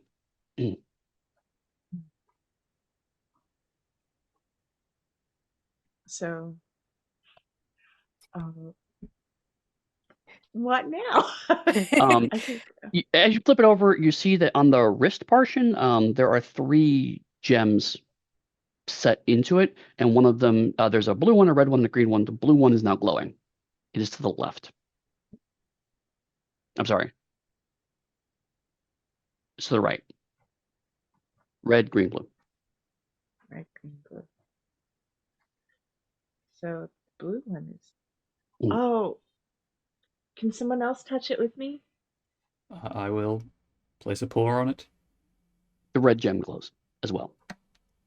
Oh. All right, so before I touch it, I mean, do we want to I mean, we should. I know we should. I'm just wondering briefly, why are there chairs and carpets here? Cordelia's a little bit easily distracted sometimes. Like, why did people contemplate this? Is this like, do you sit and think about what you want to have happen? Do you want to examine the chairs or the carpets, or Briefly, just sort of Okay. like looking like, do they look like they're well sat in? Are they? Well, you can use intellect. If you have the Poor search Cordelia. skill, the search skill works. That's a 17. So yeah, it doesn't make sense why there's this lavish room in the middle of a floating void and why it's pointed towards this portal that says "Do not enter." And then something you kind of realize as you're looking around is that it's almost like someone scooped a chunk of a room and dropped it here. Mm. So it was probably pointed towards something else in the past, maybe a fireplace or a stage or something like that. So something scooped this out and dropped it here. And also you're not by any stretch of imagination knowledgeable about antique furniture or Oh anything, no. but these chairs were definitely not made in Korat. You would struggle to even think of a monarchy that maybe had made them. So they are probably either completely custom made or extremely ancient, although they look relatively new. Okay. I'll sort of relay this as I'm coming over towards the paw. Like, hey, I don't know a whole lot about chairs aside from I like to sit in them. But this is I haven't seen anything like these. I just, feels like somebody's nice cozy sitting room just appeared here. I don't know if that's anything useful, but Do no, the still walking over towards the paw. do the chairs have the word again? I got circumambulation out, and that was my word limit for this room. Space. Do they have space for tails? Oh. No. So I'm kind of cock my head curiously, and the other way, and then back again. As they lack space for tails, perhaps they are mans. That's a fascinating point. This could be chairs. This carpet could go all the way back to the ages of man, especially if your theory is true that time is strange here. Who knows? This may have come from them. Is there any knickknack or anything we can take that's sort of, like, hey, we've got an artifact? I guess I'm holding one. right. It's like the big floating Paw of Fate might be the best option. Just leave that behind. Just take a rug. Chair? I'm assuming at this point Jarvis has taken his paw off the.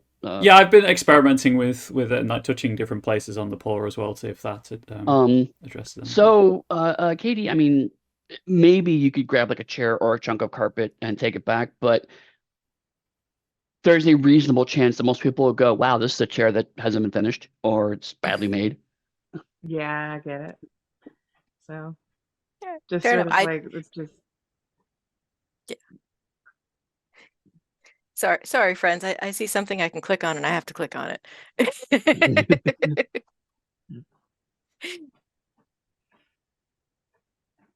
Okay. Well, I guess the paw is we're here. We found it. Yeah. So as Katie holds it, there's the blue gem on the end is glowing. I think in order to make some kind of wish, we all have to agree on it, possibly. Yeah. And I don't know what I would want besides getting out of here and then destroying it. So maybe first we think about getting safely back to the place we left, all of us together. Yes. That works for me. Anyone else can touch the Paw of Fate? Yeah, I put my paw back on it. Now we have some kind of idea of what we're doing with it. Yeah. Keep it trying to. As soon as you put your paws to it, all three gems glow, and then you are back in that nothingness, that lack of existence that you felt earlier. You feel like you're floating in a non-existent void. There's no color, there's no sounds, there's no lights. It just is. And you don't even feel the weight of the Paw of Fate in your paws. And then you are standing next to a slab of obsidian in a forest, holding the Paw of Fate. The gems die away. And the light fades from them, I mean. And Bingo is there.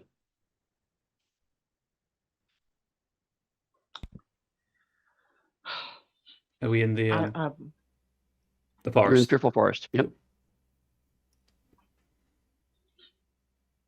Are all the fingers on the paw still They're extended. Yep. outstretched? Mhm. Does Bingo have glowing red eyes? Yes. In Bingo that has brief glowing red moment where eyes. I'm like, oh god, I've oh man, I've reincorporated. I guess cat. I've reincorporated. Is everything okay? Do I have my tail? Do I have my ears? Oh, there's Bingo. Okay, there's Bingo. And as soon as you kind of do that double take for Bingo, he takes that bone toothpick he's always been chewing on. He throws it to the ground. I need each of you to make a difficulty 15 cunning test. 4. Womp womp. Okay, 20. 7. 20. Okay. I have 2 bits of fortune left. Does anyone want to try to reroll their test? I passed. You passed, right? At 20. But two of your friends failed. Yeah. I'm gonna trust to my talisman and not use the fortune. Okay. All right. Anybody want to use one just to because we can possibly clap I'll be honest. the talisman onto him? Cordelia's the heavy hitter, so if you want to use one of the 2 fortune we've got for it, that's fine by me. Okay, I will do that. Difficulty 15. Yep. Sorry, it's a 7. Okay. You have 1 left. Does anyone want to spend it? Or do you want to save it? I still have my bracelet. Yes, I mean, Jarvis and Cordelia still have their bracelets. Katie does not. No guarantee But this Katie is a passed. possession thing, though, so... Yeah, no. Okay, so then if no one's going to spend anything, those of you who have failed your cunning test, you now have the cursed condition, which means you have a hindrance on all attack rolls and checks due to bad luck. And then Bingo is going to use this opportunity to actually, Katie, I need you to make an initiative roll, see whether you or Bingo goes first. Okay. You will have to beat an 18. 2. That is not an 18. Okay. So Bingo throws the toothpick down, and you feel these waves of energy. Katie just shrugs it off because she just doesn't even acknowledge luck anymore. She's beyond luck. She has moved past mere circumstance and coincidence into a new realm of her own existence. And everybody else realizes that something has gone wrong, fundamentally, capital W, wrong. He then starts to mutter something, and I need all of you to make a cunning test, difficulty 15.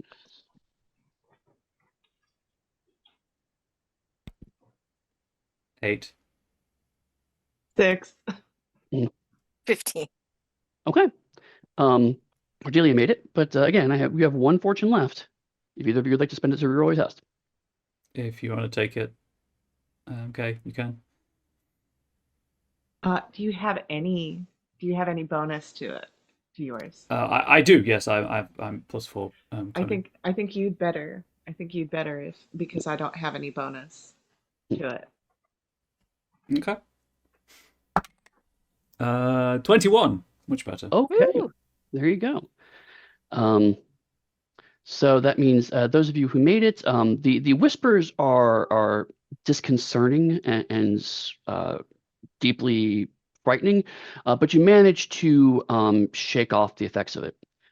Katie, on the other hand, while her strange ability to manipulate luck seems to have held her in good stead, she also is not immune to being scared. She now has the condition scared. Which means that if she tries to attack the object of being scared, in which case is Bingo, she is at a disadvantage to her attacks. And then Bingo will pass it on to Katie. I'm gonna use. Can I use Calm Mind on myself? What does Calm Mind do? Calm Mind It's touch. Mhm. The target has the boon to resist the charm, scared, and stun conditions. If they're affected by any of those conditions, it ends immediately. Sure, I'll say you can touch yourself. So I feel better. Oh, just sort of, self hug. yeah, so, sort of self hug, you know, holding the hand, and that's I guess my turn. Okay. So now you can choose either Jarvis or Cordelia. I'm gonna choose Jarvis.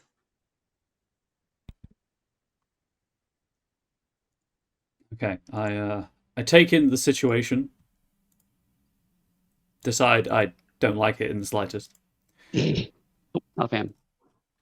and then I will, not as smoothly, and with a couple of false starts, I do accumulate the spell components from my various pouches to conjure that overwhelming sensory cone of sensory bombardment for Chaos Spray.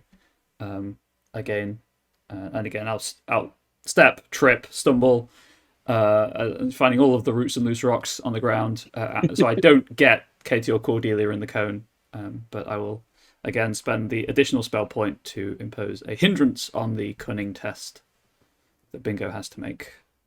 Okay. Oh. Rolled a 6.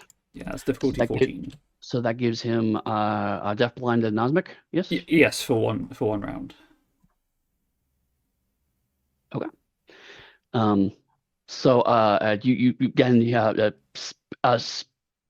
manage to find a way to hit him and none of your friends. The same chaos comes out of your paws, and it just overwhelms Bingo. And he starts kind of clawing at his face and hissing. Then I believe that leaves Cordelia.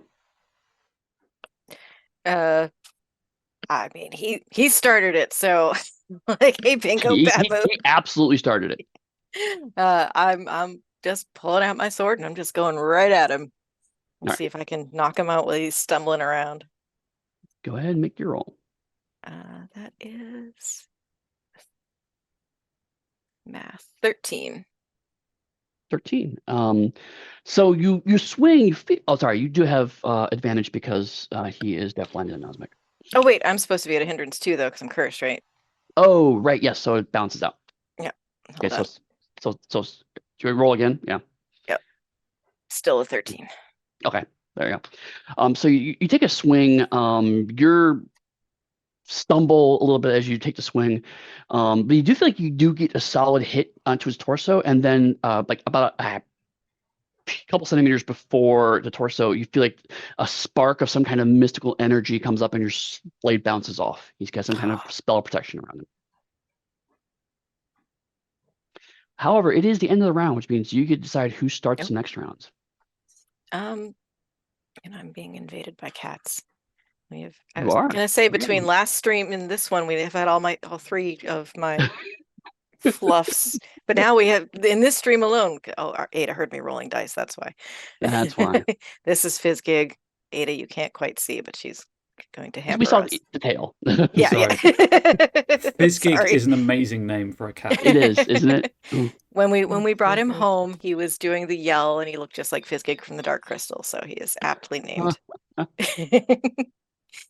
All right, so yeah, I'm gonna go again, and I'm gonna just kind of be like hacking, trying to find if there's anything that looks like it's a, like a magical belt or an amulet or something, Right. kind of aiming for that to see. I mean, Right. just Maybe in case. if you go slower, it'll pierce the shield. Yeah. Hindrance, so that is a 12. Well, it balances out because remember he's still blind and Nosmic, and Oh, right. so the advantage you get and the hindrance you get balance out. So is it still still a 12? Still 12? Okay. Yeah. Then yeah, you're trying different areas, but you're still running into this kind of mystical effect that's stopping your sword from piercing. Yeah, I will yell out to Jarvis and Katie that he's got some kind of protection, something. Who goes next? Jarvis. Okay. From just the brief flash, does it appear like there's anything I can do to deal with the mechanical protection, magical protection? If you have some kind of spell that cancels magical effects, maybe. But otherwise, these kinds of spells, they can be overpowered if you just either strategic in your attacks or just overwhelm them. So blah, blah, blah, blah, blah. It gives them a slightly higher defense. That's what I was figuring. I just wanted to see if there was a way I could. But yeah, no, it's worth checking. It's worth checking. But basically, they're not infallible. But generally, the best way to do is just kind of be better, get good. So narratively, what I'm doing is I'm just taking wild, unlucky swings at Bingo ? Mechanically, I'm just going to help to grant advantage to grant a boon to the next attack roll targeting him. Okay. I guess I have to specify an ally who would prefer the boon on the attack roll. I've got a sickle that I can pull out, and I don't have any disadvantage at this point. Nice, yeah. So I could roll with advantage. Okay, so you have a boon on your attack roll. You are scared, so it does give you advantage. I took that off of me. Oh, that's right, you did. Thank you. Sorry, my apologies. You are correct. So yes, you are free of that. So there we go. So yeah, that's what I will also use a supplemental action to cast Nature's Might to empower. So I'm gonna rule slayer on your behalf a little bit here. Mathematically, it makes more sense to give it to Cordelia because you already have a boon. You can't have more than one boon. Do I have a boon? What boon? You have a boon because he currently is deafblind and anosmic, so he can't defend very well. Okay. So it makes sense to give it to Cordelia to counter out her disadvantage or her. That hindrance. makes sense. Okay.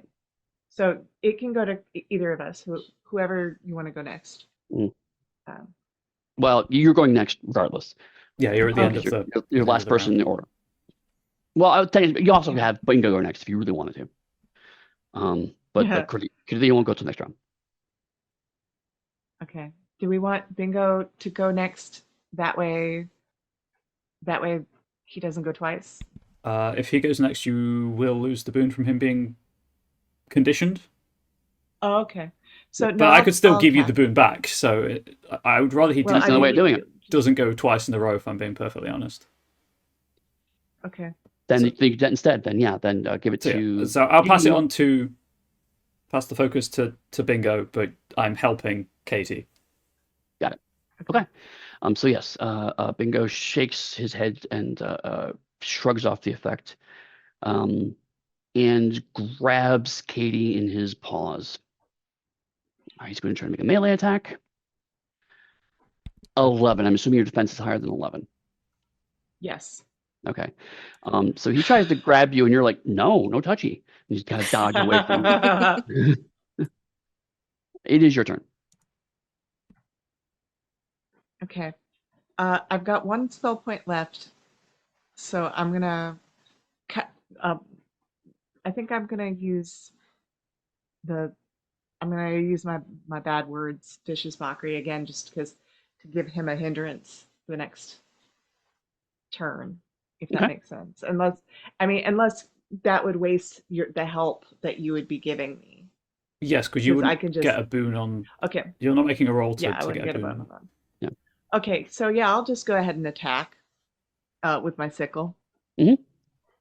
And I haven't actually used the sickle yet, so let me look. It's +4 1d. Yeah, so you would attack. 4. You roll d20. You would add because it's a light weapon. You would use your agility or your might, whichever is better, and then also your experience bonus. Okay, I've got 14. That is not quite enough to pierce his spell. Okay, I've got to roll for. Let me one more time. Oh yeah, if you have boon, then roll that one. 17. That, however, does get through his defenses. Okay, so that's 1d4 plus 4 plus experience. Yep. So 5, 7. Okay. He hisses in pain as you manage to find a weak spot in the spell, and your sickle slashes through into his chest. He tried to come and grab you, and so you stab through and you take advantage of his close proximity. All right. It is now second round. You can choose who goes next or first. Cordelia. Okay. I am going in swinging.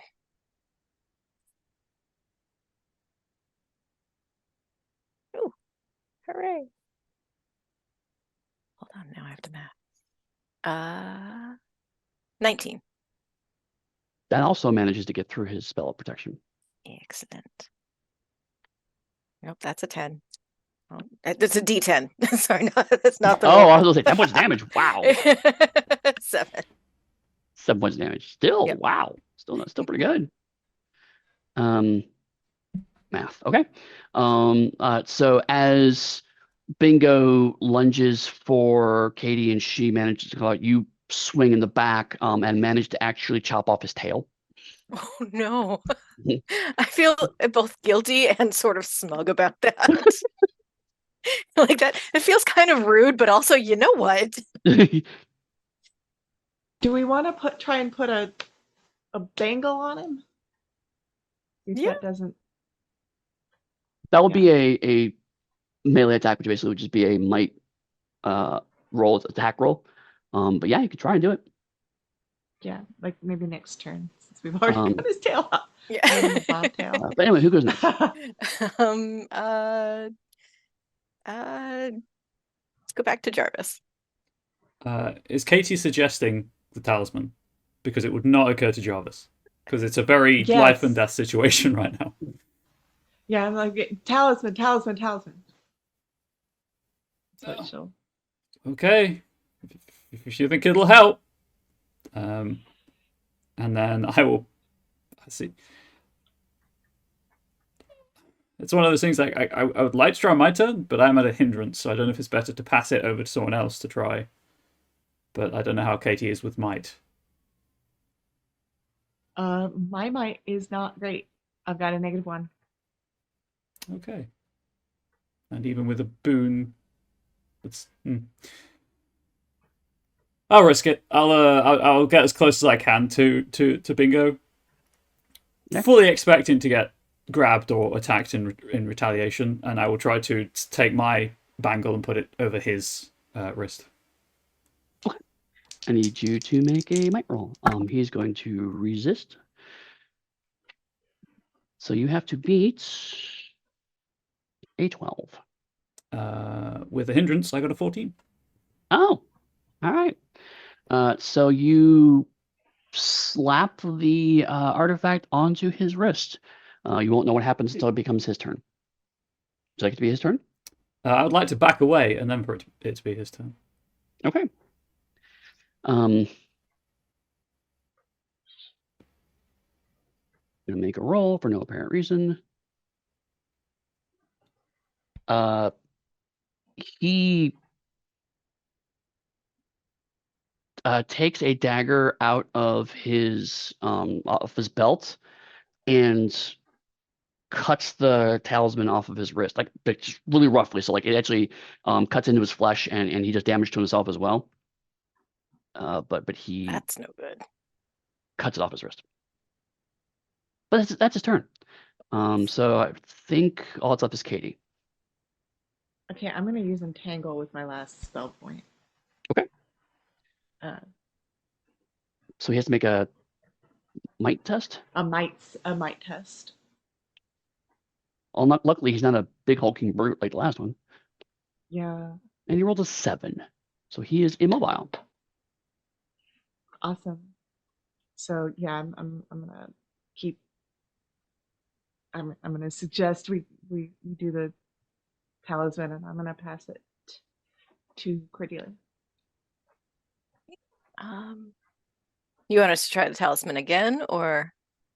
Yeah, because he's immobile at this point. He can't do that to himself again. So if you want to pick it up off the ground and press it to him. Oh, I see what you mean. Okay. Yeah, I will do that. I will scoop it. Did he break it, or is it just fell off? He slashed it in half, so there's only one left, which is the one Okay, you have. so just mine. Okay. You still have to make a might roll, but you're going to be at advantage because he is immobilized. Okay. So I'll pop mine off and kind of sort of try to like grab his wrist and hold it. Mhm. I don't know. Would brute strength? That's for carrying and Yeah, lifting no, stuff, right? Oh, is it for carrying lifting stuff? it is. Hold on, let me find it.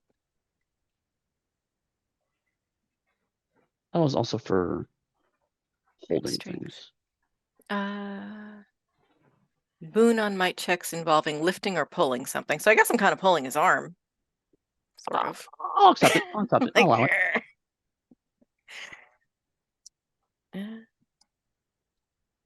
It's me to 15. Okay.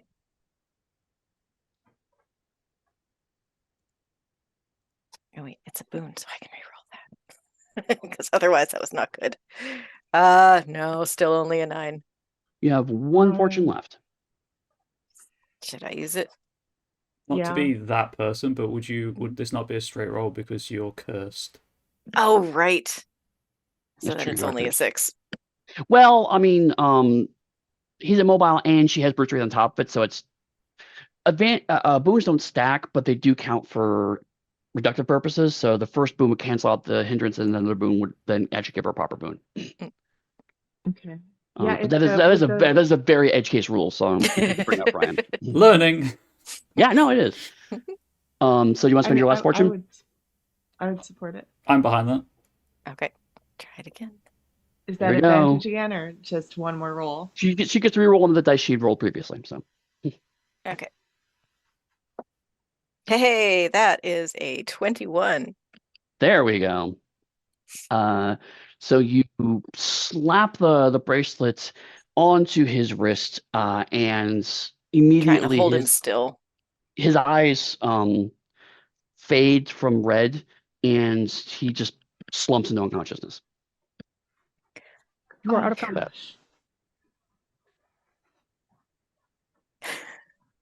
All right. Oh, sorry about your tail, buddy. Awkward. Poor Bingo. Poor Bingo. I must have lost it in the forest. I don't know what happened. We came across you. Your tail was missing. It wasn't to do with me, but I just worked behind my back. The unseen took it, clearly. I'm going to try and provide some... I'm going to do some first aid on my buddy. Okay. I know that it probably doesn't matter, but if you would like, I can give us a reassuring speech to push through the pain. Despite everything we've seen today, we have prevailed. We have a mission to a job to complete, and just urge us all on and give us all a minor heal. Oh yeah, that'd be good. And it's 1d4 plus your cunning, I believe. It's a trick. It's one of my stamina die. Dice, which I was just checking was a d8. We all regain a grand total of 1 stamina point. I apologize. Hey, you know what? Better than 0. Better than nothing. Yeah. But that's a once per nap thing. Because I took a House Siberian trick. So if you want to try your heal roll, Katie, that's as before. It's a cunning roll using your heal skill. If you succeed, you would give 1d4 plus. I think it's 1d4 plus 1 stamina points back. So I 16, and then we get and how many did you say? I just rolled a d4. It's 1d4 plus your experience bonus. So we've got 4. Okay. So back up to not hurting real bad. So I do want to lightly recap. You are now standing with an unconscious cat who tried to kill you, holding the Paw of Fate that at least 2 different nations want, while surrounded by trees that previously threatened your life, and standing next to what is probably a highly cursed temple that you just escaped from. And you don't know what time it is. Right. What would you like to do? No, I have a panic attack. I would actually. like to smash the. I would like to smash the panic. I would like to like start. I would like to see if I can freaking dismantle this thing. Like, just if there's something we can do to Are you hammer gonna it. do it here in the middle of the forest? Are you gonna leave? Should we maybe get a little bit away from the temple?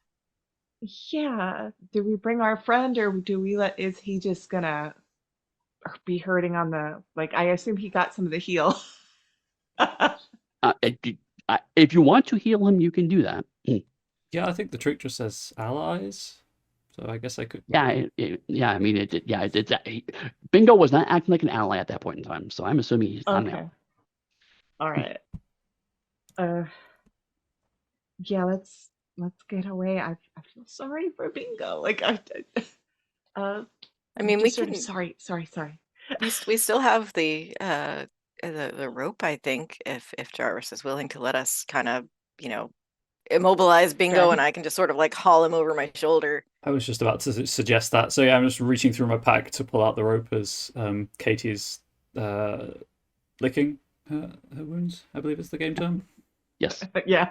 It's not literally, but yes, it's figuratively. Unless you want to lick your wounds, that's your call. You're a grown cake. Do what you want.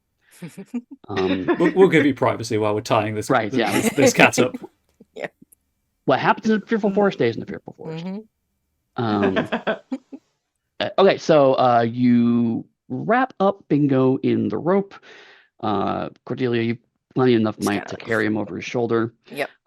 Katie, I'm assuming, is continuing to hold the Paw of Fate while you all leave at least the immediate area. Yeah. Thanks, trees. I might try and like put it under what it, it's not gonna look, but it's not gonna be like gold and jewels, just kind of right. hang out. So as a note, this is actually a good kind of slate setting note. The fact it's covered in gold and silver and jewels just makes it pretty. It's more valuable than base metal, but it's not nearly like the luxury item that it would be in other fantasy settings. If it was made of plastic, that would be different. Like the grappling hook that we have. Right, yeah, grappling hook, rich beyond the dreams of avarice. Yeah, no, why was I even here? Right. So, although you do check, and your grappling hook is now gone. Oh, it only existed in the. I left it in the void. Imagination. But yeah, still, it's still something that bandits would probably steal and try to get at least a few plastic coins out of it. So it's still good to cover it up. But it's good to kind of get context of like it's not like you're carrying like a grand treasure through the forest like you would in other fantasy games. There is a distinct part of Jarvis that just wants to consume the magic of the Paw of Fate, like to break the masterwork and take the magic, and then like you could. I mean, that destroys it. That's what we were asked to do, right? I become God. Yeah. I don't know if Cordelia quite realizes like the how breaking a masterwork works, but has probably maybe seen Jarvis have at least experiment with some artifacts maybe. So yeah. Well, as you're talking about discussing, or at least thinking about it, you do see that the trees pull their roots out and close again, and so the obsidian building is now completely obscured once more. I thank them once again for allowing us passage and not killing us. Yeah. You hear some whispering in the trees. It doesn't form into words, but is kind of the rough equivalent of the crowd in a bar kind of wanting you to go. Yeah. Yeah. You don't have to go home, but you can't stay here. Right. So as we're walking, unconscious cat over Cordelia's shoulder, Paw of Fate hidden, I would broach the subject. So the way I see it, we have a couple of options. We could, I'll just get the worst one out of the way first. We could hand it over as we would ask to do. Not a fan of that option, if I'm being completely honest. I'm not a fan of war. It puts me in too much danger. We could use it to wish itself. Oh, we could use it. We could use it and wish for it to destroy itself, if that's how it works. We obviously have no guarantee that it was a wish that brought us back. It could have been some strange confluence of unknown magical powers that just touching it activated. Or, well, we could keep it for ourselves, but I'm not naive enough to believe that that is going to be a possibility for very long. Yeah. Or Katie, or I could. Does Bingo look significantly older? No, not significantly. Okay. Katie, or I could break the masterwork and benefit from its magic.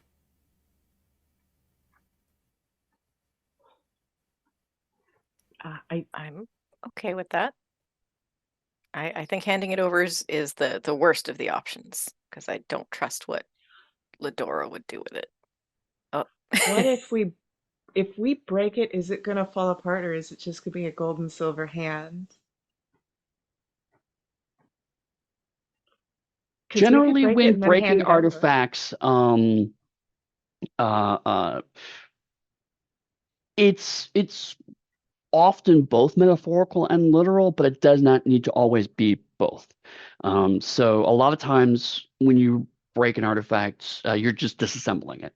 And you can theoretically put the pieces back together again to keep the shell while the power is completely inert. And that's possible.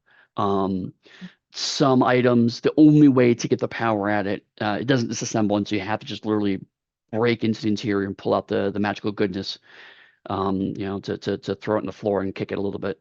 And sometimes it's just a case of finding the right sequence and incantations to just draw the power into yourself, and it doesn't involve you physically breaking it at all. Theoretically, if you wanted to, and if you know how to do it, you can disassemble or simply draw the power out of this while keeping it intact. But this is such a complicated device that it would take a while of research to do that carefully. Okay. If you want to attempt it on the fly, so that way you just draw the power, because I don't know how to do that, but you have maybe the knowledge to possibly draw on and just see if you hit a 20 on the die, see if you can do it. And then we can just hand it over and said, this is what you wanted. She can just think we're kind of screw ups instead of thinking we're trying to screw her over. I mean, you are trying to screw her over. Yeah, but she might not know it. If we just hand her something that doesn't work. It was like this when we found it. We could Exactly. Just like Bingo's tail.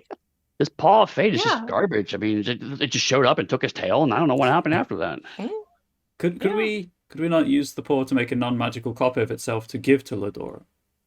Yeah, that would be fun. Maybe. Or make two, give one to Ladora, allow one to find its way into the dog's hands. Make a whole production line of Paws of Fate. Yeah, exactly. Everybody's got one of these days. It's I went to the Purple Forest and I got this crummy paw. Yeah. Smash cut to 3 years from now, and everyone's like just laser beams everywhere. The forest is on fire. Everyone's screaming around, shooting each other with golden gloves.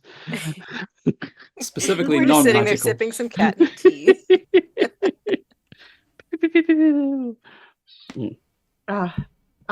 I say we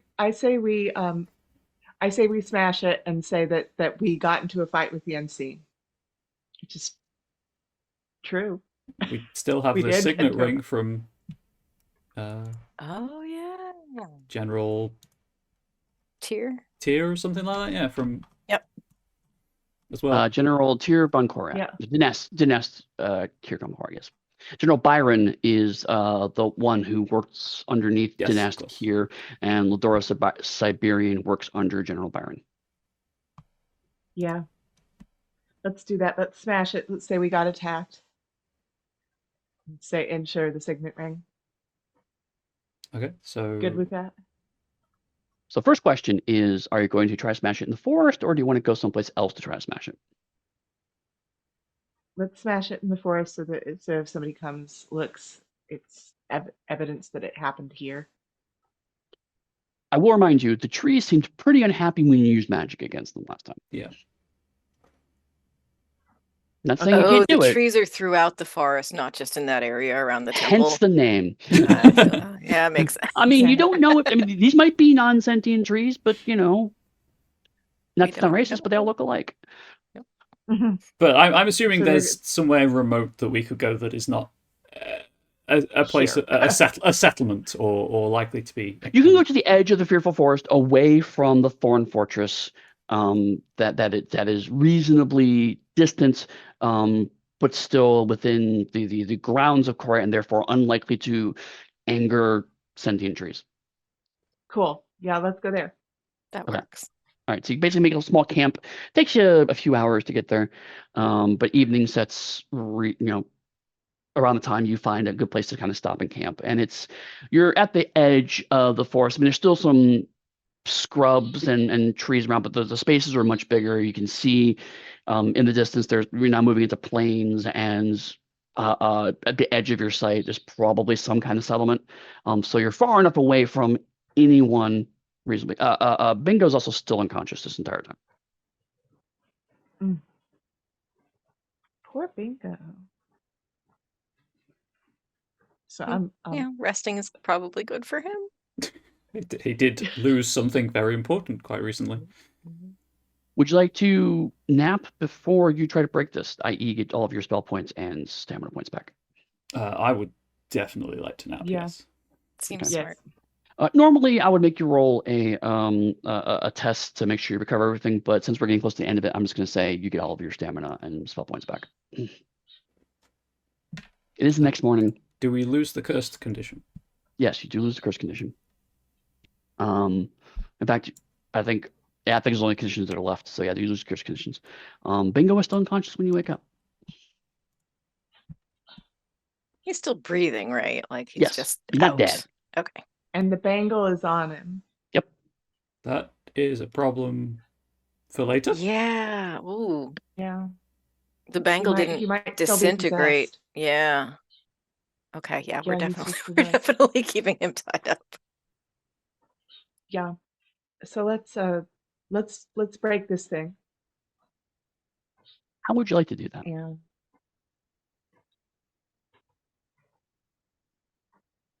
Did anything on the paw change when we may have used it to get ourselves out of the pocket dimension? Okay. I mean, the gems were glowing when you were touching it.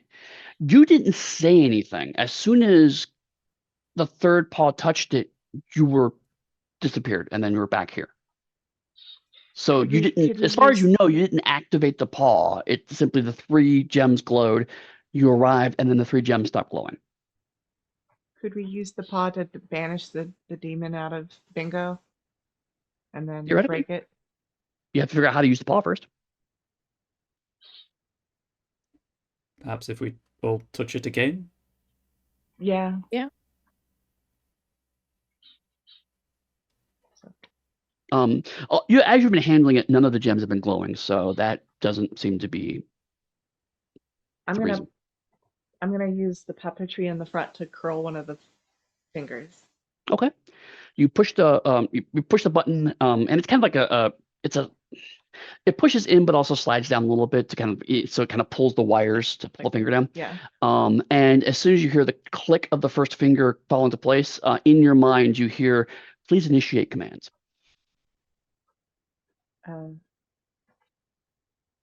Banish the unseen from, and I touch Bingo from this cat.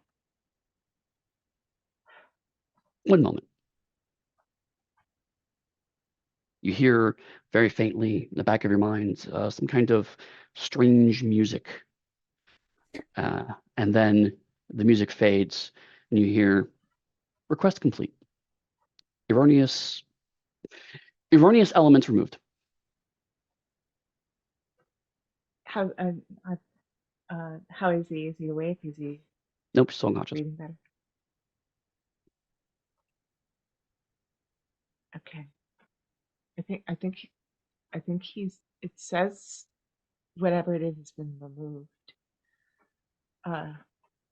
Peel open sort of guess one we of his break it now. eyelids see. Oh no, his eyes stopped turning. His eyes, They did the stop red turning red when you faded. hit the. Yep. Mhm. I'll still look and see if make sure they haven't gone back to red. His pupils are not dilated. Okay. Which, given that you're opening up to light, is a little odd. Yeah. And he's breathing? Yep, you're breathing. Okay. Can I have one more wish? Can I have one more wish? Well, you have 4 fingers out. Could I'm asking the party, can I have one more wish? Are you asking the? Oh, okay. I just everything about my body screams, take it, like do the wish. Okay, so I'm just gonna curl another finger. Please initiate command. Heal this cat, and I'm touching Bingo. 1 moment, please.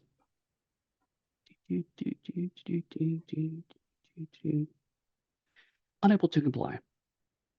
And then the finger springs back. Oh. What happened? The finger had curled down, and she said, "Heal this cat." And then Cordelia's the finger popped asking back up. Oh, Katie, sorry. like, yeah, no, that's okay. I think he's. I mean, obviously he's not dead. He's just not going to be the same. Okay. Well, you gave it a try. No.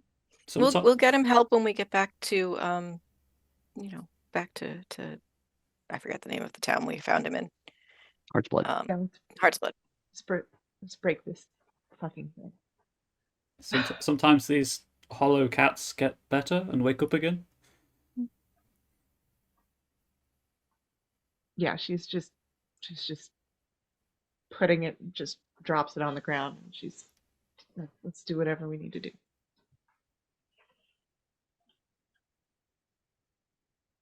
I'm going to give you all a fortune for attempting to use the Paw of Fate in a magnanimous fashion.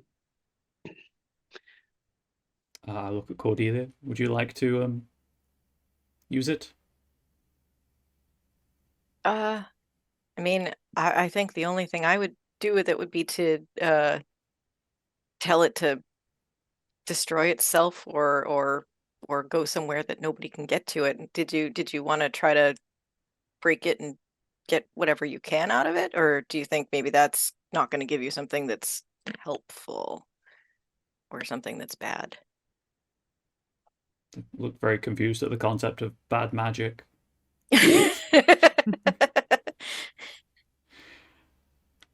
I mean, I was going to learn what I could from it and then wish it to render itself inert for the rest of existence. I support that. I would wish the same, but I also wouldn't get anything out of it by studying it. So if you think, there's use for you in it, go for it. Otherwise, I'm just gonna wish, and if it doesn't work, I'm gonna smash it. So I'll manipulate a finger, and I guess assuming it does the command Please thing. initiate command. Again, only you can hear this. I will convey to it what I mean by the phrase break, in a very cat-specific way. Of revealing its secrets and rendering itself inert, and then once you have done so, remain inert for the rest of existence. Query. Regarding command break, do you mean A, render this unit inoperative, B, download all data into current container marked cat, C, other?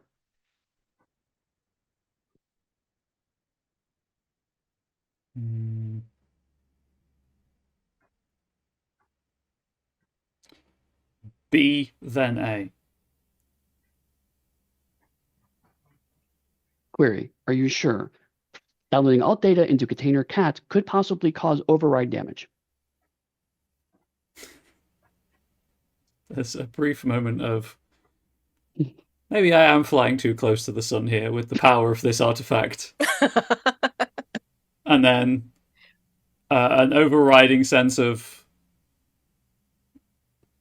like, this is quite literally what I was raised to do and told that I should do. and that's my duty. And even though I'm no longer a formal member of my house, I will confirm that that is my wish.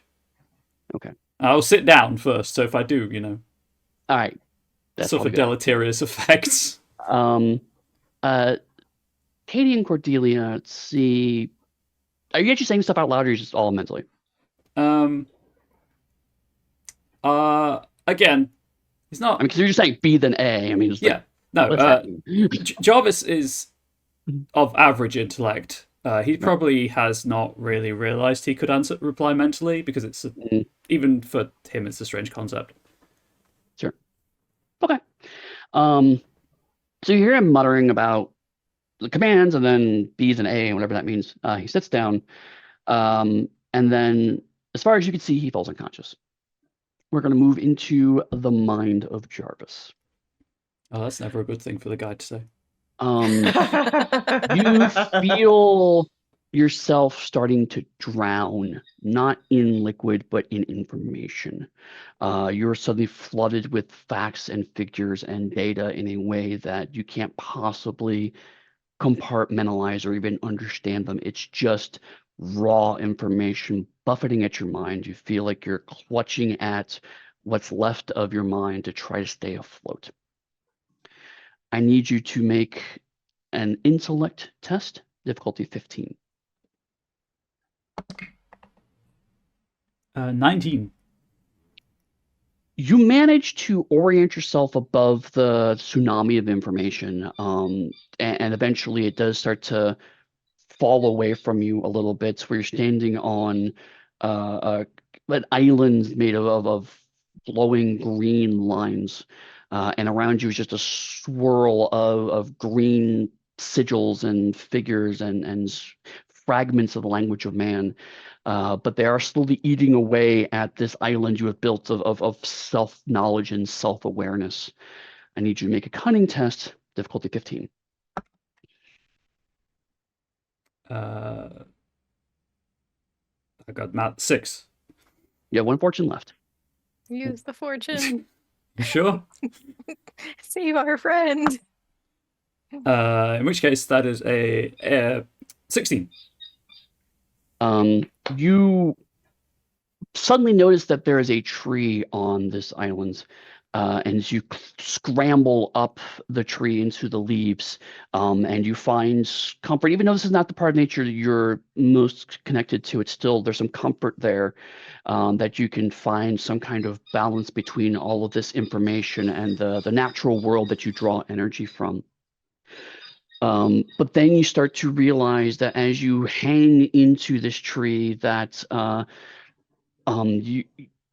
you have to wait for all of this information to recede and settle down, and it's going to take a long time, and your energy is only so much.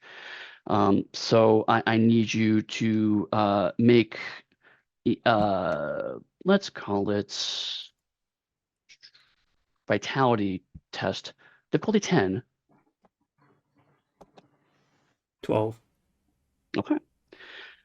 So you manage to cling on to the branches. Your body desperately wants to go to sleep, but you stay awake, you stay on, and eventually the churning, roiling information turns into a sea of calm, a placid green lake on which you're standing in an island.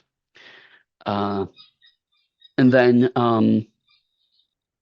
you see the language of man float in front of you, but you immediately able to translate. It doesn't even require thought. It's almost like the information goes directly into your mind when you see it in front of you. And it says, information download complete. Would you prefer slow or short information burst?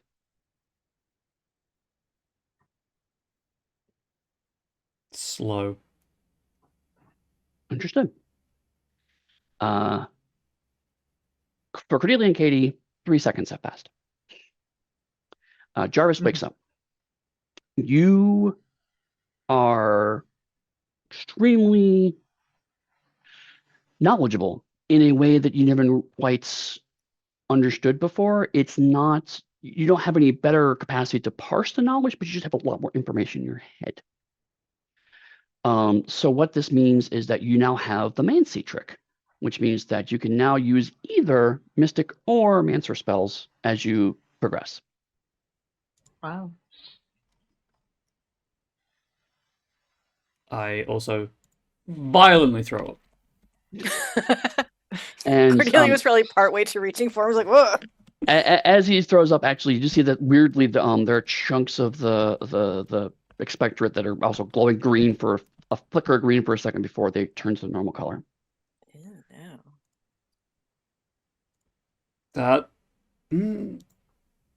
I don't recommend that. Nope. No, Nope. I would probably do it again. Completely honest, but I don't recommend doing that. Are you okay? Sequence B complete. Initiate sequence A.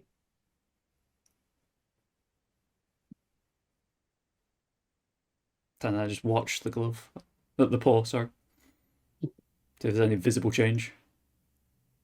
Just 2 fingers are rolled over. I will curl a third and see if there's a response. Initiate request. Concept A cancel.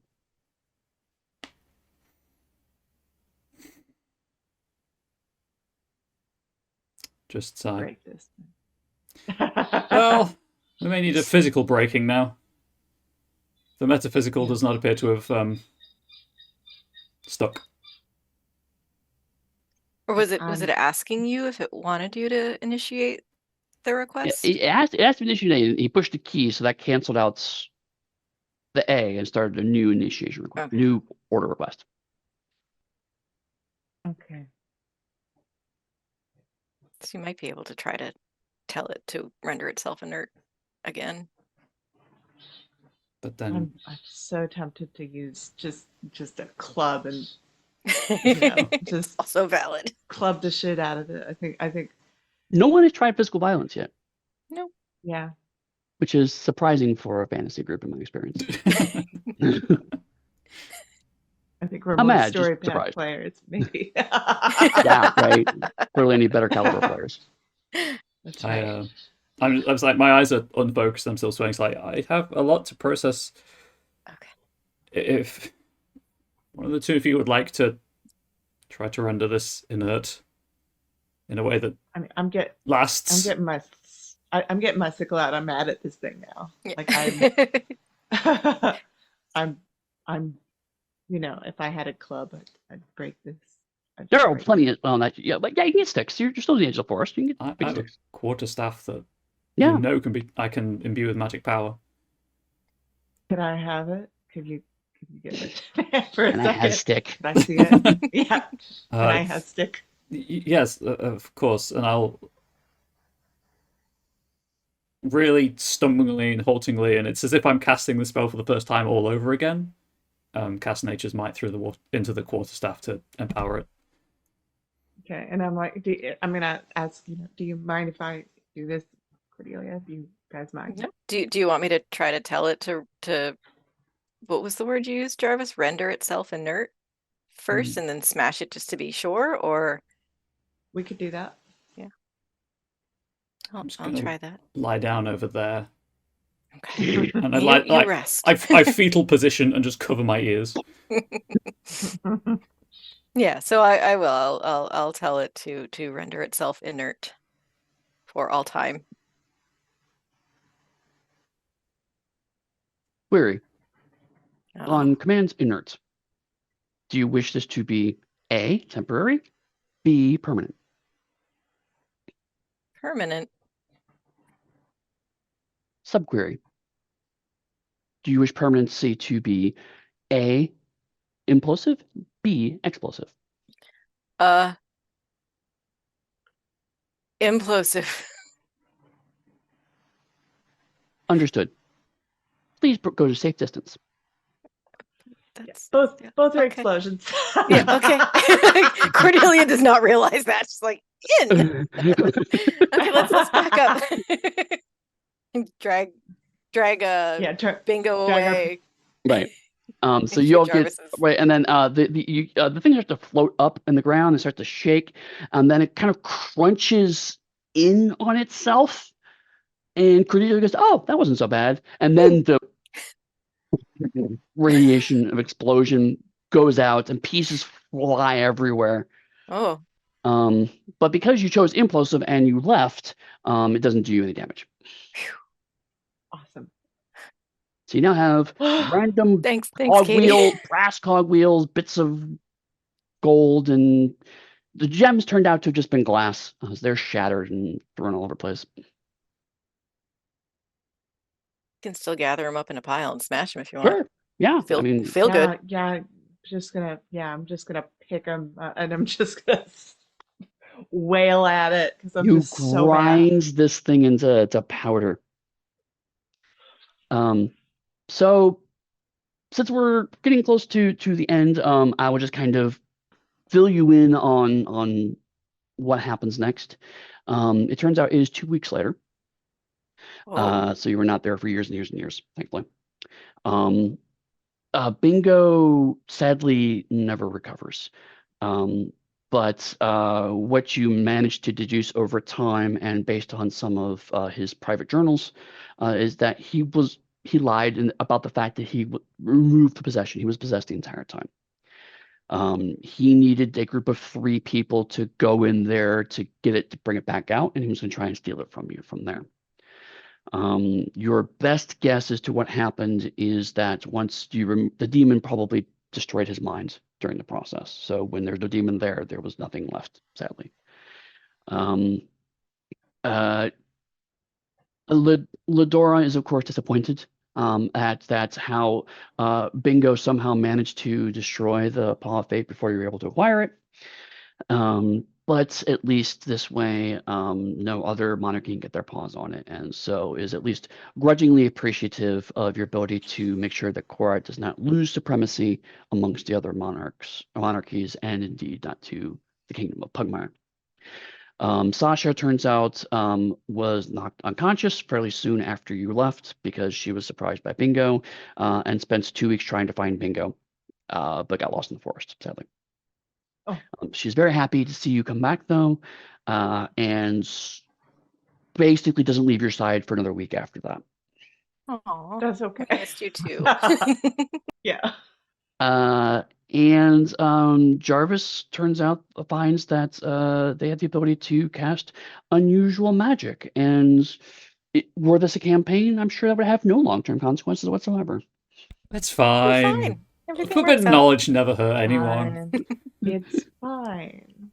But that is it. That is the Paw of Fate. I hope you all had a good time with that. That was excellent. Yeah. It's a Thank you. grand time, thank you. So as we wrap up, please, since I kind of skipped over this at the beginning, feel free to introduce yourselves, talk about your thoughts on your work on Curious Cats, and then how people can find you online. We will start with Ryan. Okay, yeah. So I'm Ryan. I'm Comrade Bubbles. I've been moderating the chat as well, and we've had a couple of bots swing by, so that was great. Yay. Yeah. I mean, I was overjoyed to be able to get to trial some of the spells that I wrote, and Kay to use some of the other spells that I wrote for Curious Cats, and hopefully everyone who backs the campaign also enjoys the magic that we brought. I say I wrote. Obviously, it was working on the material that was laid down in the first edition that I've just updated and converted. Although some of them are new. So Yeah, but you were mainly responsible for that. And where can people find you online if they want to talk to you about Curious Cats? Yes, the Onyx Path Discord server, obviously, and also it's at comradebubbles.bsky.social on Blue Sky is the primary place I'm active on social media. Liberal air quotes. Right. Fair enough. How about you, MK? I'm MK Anderson. I am the managing editor of Onyx Path Publishing. You can find me at qualia.bluesky.social. I wrote some of the setting material and one of the adventures, and it was really cool to get to interact with some of the like the NPCs and stuff that I wrote. Obviously, again, we're building on the first edition, but I think we ended up fleshing out the setting and other things in a way that I think everybody would enjoy. And please reach out to me on social media, on the Onyx Discord. I really love to hear what you think about the setting. And Lauren? I'm Lauren Roy. I'm Falconess, Falcon like the bird, ESSE on pretty much all social media. And I co-developed the book, and the writers did an amazing job. You all just really knocked it out of the park and made it super easy for Eddy and I to go in and piece it all together. And I think fans are going to love it. There's a lot of really cool stuff in there, and if you haven't checked out the backer kit campaign, it's still running. You should go and do that. Indeed, absolutely. I'm Eddy Webb. I am one of the in-house developers at Onyx Path, and also the creator of Realms of Pugmire. This is my creator-owned property, so there's definitely a piece of me in all of this. But Curious Cats of Mal definitely, absolutely was a team effort. 100% agree with Lauren. The team did an amazing job. It made her jobs easier when she made my job much easier. And I am thrilled at this new version. I mean, obviously, I'm very happy with how Monarchies of Mao turned out, but taking this from a complete game into a supplements and adding so much more material, I really feel like hasn't just enriched everything.